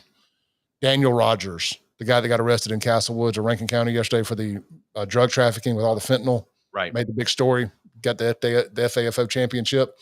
I don't know if he had $100,000 bond, but Shaun, I wanted to ask you about that yesterday. That seemed like a low bond for Rankin County for that much dope? Do they just have like fixed levels, like trafficking, regardless of how much this is the bond? Well, Is that how that works? Yeah, I mean, it could be a crapshoot on that. Judge is going to set the bond his initial appearance for whatever it is. But I mean, I think it can be, those can be all over the place. It's not necessarily a fixed one. On misdemeanors, you get fixed bonds, but on and then sometimes they're relative to the crime. Like if you get charged with grand larceny, a $25,000 bond, but something like trafficking, I agreed. I thought that too in Rankin. Now in Hinds County, yeah, it'd be like $100,000 makes sense. But in Rankin County, I was like, that guy should have like $500,000 bond. That's what I thought when I read it. I was like, wow, that's really low for that in Rankin County, not So Hinds. did he bond out and then got rearrested?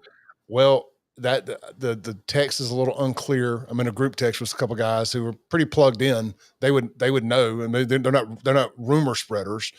And they were just sitting there telling me. So I don't know if maybe they just took the bond away, but they said rearrested. I don't know if he's rearrested or additional charges were added. Because I mean, if I know I'm fixing to get all these extra charges added, I don't know that I'm going to blow $10,000, $20,000, whatever, to bond out of the initial one just to be out for 12 hours and have to turn around and go right back. And Shaun, is no bond. Now, this sounds way more Rankin County to me. No bond for aggravated trafficking. Is aggravated trafficking even a thing? Yeah, it's if you're I think it's 200 plus grams of whatever Schedule 1 or Schedule 2 substance. So that's when it's like 25 years to life. It ups regular trafficking's 10 to 40, I think, with 10 being a minimum. And there's no parole or probation on either one of those too. So yeah, it's much more serious than a regular trafficking charge. Now, a regular trafficking charge is serious too because there's a mandatory minimum in that, which is the 10 years, but then the max of 40. But it means that the regular trafficking is like 40 dosage units or more, or 30 grams of something or more, that's marijuana, but 2,500 dosage units. So the other one is, it's that number. I'm sorry. So it's a lot more. Yeah. Well, he had a lot. I don't know I can't remember the exact number. It was like tens of thousands, I think. Yeah. That's what I'm saying. It's just like, I forget the exact number off the top of my head, what the is, but it's, because I don't really see many of those aggravated trafficking. It's usually just trafficking. Hey, a couple things real quick. Breacher, 601 Breacher sent $1.99 super chat. Thank you, brother. Put that on the screen, Shaun. And then Greg Piggott on Facebook. And Greg, I saw your DM on this. Thank you for sending that, and thank you for posting this and reminding us. He says, roadblocks in Jackson tonight everywhere. Never seen that many on a weeknight. Capitol PD and JPD, 12 plus squad cars at all of them. He's an Uber. He drives Ubers and stuff. So looks like JPD and Capitol Police are working in concert to have a bunch of roadblocks tonight. Are they? Oh, it says it's pronounced Pigot. Pigot. Okay. Thank you for that. I always assumed it was Pigot. Greg Pigot. And so lots of roadblocks out in Jackson tonight, which I'm not advertising where they're at. I don't want to. I think if you decide to, if you're out riding dirty and you go through a roadblock, you get whatever you deserve. But interesting that they're getting back to roadblocks. These are things that we knew that Chokwe did not allow. Yeah. Absolutely. Those are the handcuffs that were on, evidently. That we still have. Somebody said they're looking for Derek Love. Is that the last New Orleans escapee? It's been rumors for a while he's been up here in Jackson. I think that's right. Yeah, I think you're right. Who is that? Derek Love. He's one of those 6 or 7 New Orleans prisoner escapees that made national news. Oh, did he escape when the Annabelle doll was there? Was he one of the ones that escaped then? I don't know what you're talking about. You didn't say that today, Clay. So the Conjuring, the doll that was in the Conjuring that they made this whole movie about, it was based on a true story. So this doll, who is evidently demon possessed, has been locked up, and they sent this doll out on a tour, and it came to New Orleans, and that's when that big antebellum home burned down, and those prisoners escaped. And then yesterday, Shaun, who was it? It was the guy that was like the keeper of the doll going across country on the tour, died from nobody knows why. Suddenly. Yeah, not familiar with any of that. I was going to read it, but I didn't get a chance to. I'm sorry with all the other stuff. Yeah, but maybe you know what I'm talking about. Yeah, the Annabelle doll, right? This guy died. It's some like weird, I don't know, what do you call it? But horror movie shit. Yeah, right? but back in the beginning of, this is a true story, but back in the beginning of June, this doll came to New Orleans, like on this tour. Oh, and that's when those prisoners escaped. Is that when this prisoner escaped? No, he escaped with like 6 or 7 other people who. Yeah, a couple months ago. Yeah, no, that's it. That's when it happened. It's this doll. Oh, I got what you're saying. Do you see what I'm saying now? This ties into the doll story. Oh, Lindsey's trying to say that the haunted doll is related to the escape of the inmate, and now that it's a demon possessed doll. A demon, excuse me, I got to get that right, y'all. Demon possessed doll. It's not a haunted doll. It's a demon possessed doll. Y'all think I'm not? I'm dead serious. I know. Look, I'm trying to get the vernacular correctly. Demon possessed, right? It's not haunted. Don't laugh. I'm serious. Just tried to. Whatever. It's in New York Times. Y'all look it up. It's Lindsey loves. Right now we're believing the New York Times. They're back on. Sorry, I'm sorry. They're back on the. They're back on the believe list. New York Post and E News, Entertainment News.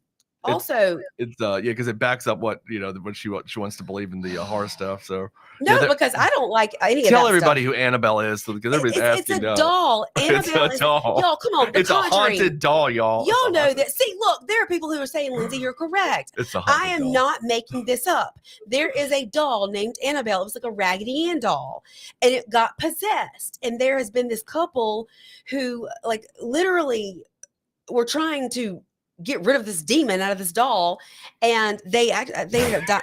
Y'all, come on, don't let. I mean, I knew there was a movie called Annabelle about the doll. That's a true story. Yes, it's a true. Oh my God. Okay, I'm sending it to you right now, Clay. They were trying to get do this to me, make me look crazy. I'm not crazy. This is true stuff. They're trying to get the demon out of the doll. Is that right? Nobody's trying to get the demon out of the doll. The doll just is. It's got the demon in it, though. Yeah, and nobody should ever be close to that shit. Look, no, this has been reported on Fox News today. Shaun, you know this. I know. I just love messing with her, though. But you know this. I'm not. The doll has got the demon in it. That's what I know, right? I'm looking. Look, I'm even asking ChatGPT. I know. I'm sending it. I'm sending it to you right now. All right. This is for real. Courtney, please tell me you know about this doll. Who has seen The Conjuring? It scared the crap out of me. Is the doll in The Conjuring? Yes, that's the whole thing. The movie's about the doll. It's a true story. Oh, okay. But it's a classic Raggedy Ann doll. Is that right? I guess it was at one point, but now it's a demon possessed doll named Annabelle. Where did it meet the demon? I don't know, but I just want to know that. Okay. That doll is scary as heck. And they're taking it around on some tour across America, and they took it to New Orleans, and those prisoners escaped. Okay. To the the prisoners escaped once the doll got there. When the doll was in New Orleans, the prisoners escaped and that antebellum home burned down the same time. Okay. This is worth some super chats. No, it is. Look, I'm looking up Fox News. Here it is. So haunted doll tour. So I called it a haunted doll. I want everybody to know that. Lindsay said it's a demon. It's demon possessed. Fox News, y'all's news. Haunted doll is what they refer to it as. Turns tragic as paranormal investigator Dan Rivera dies at 54. No foul play suspected unless you're a demon, by the way. No foul play, but they don't know. But I read the whole thing. I read the report from the cops. There was nothing out of place. They have no idea what happened. So is a demon going to get away with it? Does he need a lawyer? Because I'm not licensed in Louisiana. I don't think I can help him out. You're not funny. And Clay just laughed at my text. Y'all are not funny. So anyway, paranormal investigator Dan Rivera died just hours after wrapping up a sold event featuring the infamous Annabelle doll in Gettysburg, Pennsylvania. First responders attempted CPR but were unable to revive Rivera, according to reporting. I'm sure it was COVID anyway. This was yesterday. Yeah, it was yesterday, right? Yeah, COVID's still a thing. God. Look, the people in the comments know what I'm talking about. They've all heard about it. It's on the. I wonder was he vaccinated? Maybe it was a vaccine death. I don't know though. He's on the Devils on the Run tour, which showcased haunted artifacts from the collection of whatever organization he's involved in, as well as ghostly images of Gettysburg. So I mean, it could have been a Civil War ghost other than the doll, right? I mean, look, there's multiple suspects. Would that still be possessed? That would still be some sort of possession. If Garth Brooks can be a serial killer while out on tour, Annabelle can be too. I tell you what. But those prisoners that's where this came from. The ones you were talking about escaped when that doll was in town. This is the ultimate rabbit hole that we've ever jumped down. I just want to let the record state that this started out talking about roadblocks in Jackson that are looking for an escaped convict. Look, I believe it. And it has landed here. This is definition textbook rabbit hole, and we'll never top this. I'm telling you, you better believe in this stuff, because if you don't, you're going to open up a door and it's going to possess you. I believe in all that stuff. To me, and look, this is going to be a hot take here. I don't think you can be a Christian and believe in God and angels and not believe in aliens and spirits. Yeah. And demons. And demons. Yes, evil, good and or evil. Yes. That doll has a demon. There's some weird stuff with this doll. You are right. The doll, she is right. Lindsay is right. Okay, I know she loves to hear that. That's her favorite phrase. Yes, the Annabelle doll was in New Orleans when the 10 inmates escaped from the Orleans Justice Center. The doll was on a tour stop with Ghost City Tours. Yep. And the guy that was with the doll died yesterday. The guy, right. So the doll is complicit in the escape of the inmates. Yeah, and burning down whatever it was, that thing that burned down. Somebody's I mean, so I would say that the doll's an accessory before the fact to escape. I mean, I'm gonna, you can't defend the doll. I don't know. Why hasn't somebody burned the doll though? I'm not burning that fucking doll. Like, you can burn the now. That does scare me a little bit, because this is kind of weird. It's weird. Like, I'm not burning the doll. Now, I want to give a shout out to my nephew Jason watching. Jason, if you don't go to bed, that doll is going to come get you. Yeah, that's it. So actually, it's funny because June 1st, the headline of the New York Post is demonic Annabelle doll. So they're calling it, Fox News called it haunted, and the New York Post says it's demonic. Annabelle doll safely back in custody after it claims it escaped and caused havoc in New Orleans prison escape. And this is the New York Post actually has this. I told y'all. See, this is the funniest shit I've ever read. But okay, I've been trying to tell you, and I sent you this back in June when it first happened because I thought it was crazy. Now this thing killed somebody yesterday. And now people who have been watching and not commenting are commenting. Y'all are laughing, and this, I wouldn't laugh at this. I don't not believe it, but it is. That doesn't make it any less funny just because it's so crazy that I believe it. You ain't got to twist my arm, but that don't mean it ain't crazy. But I believe some crazy stuff. It sounds crazy, but my God, this doll is dangerous. The funny thing is the way Lindsay says it, like, so emphatically, like she's like, but that dog killed somebody, it happened, like it actually did it. Nobody knows. The doll is culpable. Hey, you know what? Full stop. This is the second doll related murder in the last week. Chucky killed a lady last week. Did Wait, he? what are you about to say? This will be something you're about to make a joke here. No, real talk. You know, the crazy girl, the McDonald's manager that got murdered up in one of the bigger cities in the Northeast, or maybe it was in the South. Anyway, a crazy girl that worked at McDonald's got sent home, not even fired, got sent home and got pissed off and went and put on a Chucky mask and came back and murdered the manager. That is so freaky. At McDonald's. I'm terrified of that Chucky doll. That doll gave me nightmares as a kid before Annabelle became possessed. I mean, well, I'm looking at this Annabelle doll. It really is a Raggedy Ann doll. I know. This is kind of freaky looking. Ain't gonna lie. I mean, those people like spent their lives trying to rid that doll of the demon. Why do you think the doll tried to help the inmates escape though? Like, what was the purpose of that? You know what? This makes sense. To wreak havoc. Lindsay, I'm going to tie this back into the transes. Have I not? This Shaun, is what happens when you play with dolls. Your dick gets cut off. Shaun, have I not said it before? What? That there is like an evil demonic presence that tells the trans are trans. It's the dolls. It's when boys play with girl dolls and the parents magically come in the room and it's like, oh, that's it. I was just told that we got to cut your dick off. See, Shaun, we have literally had this conversation on the show. Oh yeah, we've definitely people believe this is we've had this conversation privately too, and and my face looked just the same as when she said it. I'm like, like the doll's making people trans. Whatever. You want to spend the night with Annabelle? I mean, actually, in all seriously, hell no, I ain't spending that damn doll. I'm just looking at the doll, the picture in the New York Post, and it does look rather scary. But now that you said that, if I didn't know that it was a an escape artist and a killer, I would have probably been fine. Where was the doll last night when it killed the guy that was with it? They were at Gettysburg. They're in okay. You know what happened at Gettysburg, right? Yeah, the Gettysburg Address. Right, right, exactly. A giant Civil War battle. So there's wondering whether the doll did it or a Civil War ghost. So they don't know. It's they're the going to get to doll. the bottom of that. It's totally the doll. It's a doll. So I would tell you what, Courtney though, and in all serious, like, if I'm going to get killed by like a ghost, it better be the Civil War ghost because I'm gonna be pretty pissed off if I get killed by the fucking doll. Like, I'm not. I wouldn't say that. Make me mad. Shh, don't say that out loud. That doll's gonna come for you. I want the Civil War ghost to take me out. You like Jebediah with a musket. Like that's what I want. Children of the Corn is still one of the OG scariest movies of my lifetime. The OG Children of the Corn. That's one of the worst ones. I don't know. What's that? Like one of the most believable. A bunch of angry. What are they? What are those people who ride around on horse and buggies? I think they're not. They're Mennonites, not Amish, right? Aren't they Mennonites? Okay, I was about to say a bunch of angry Amish kids out on what's that? Rumspringa, out killing people with pitchforks. Yeah. I don't know that. I mean, the whole Candyman thing really freaked me out as a kid. But so you could just simply not say Candyman 3 times. Yeah, then and not worry about it. 8. I thought it was like 8 times you're supposed to say it. Or whatever it was, like Beetlejuice. Just simply don't say it 3 times and he ain't coming. Or angry Amish and Mennonite kids with pitchforks are just coming.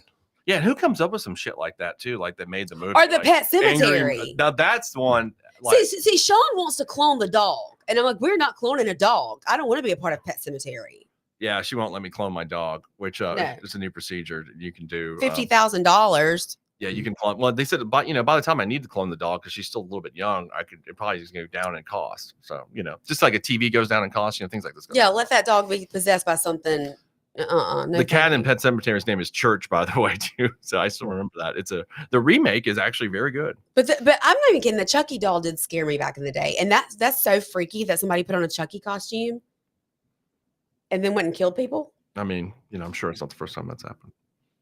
Well, it's definitely not the first time Annabelle's killed somebody. There is absolutely zero transitioning to another topic after this. And we're right at the 2-hour mark. And if we don't get the 2-hour mark, I can't do my editing with this. I got to say bye. This was really fun tonight. It turned into something. So thank everybody for tuning in. Thank y'all for the super chats.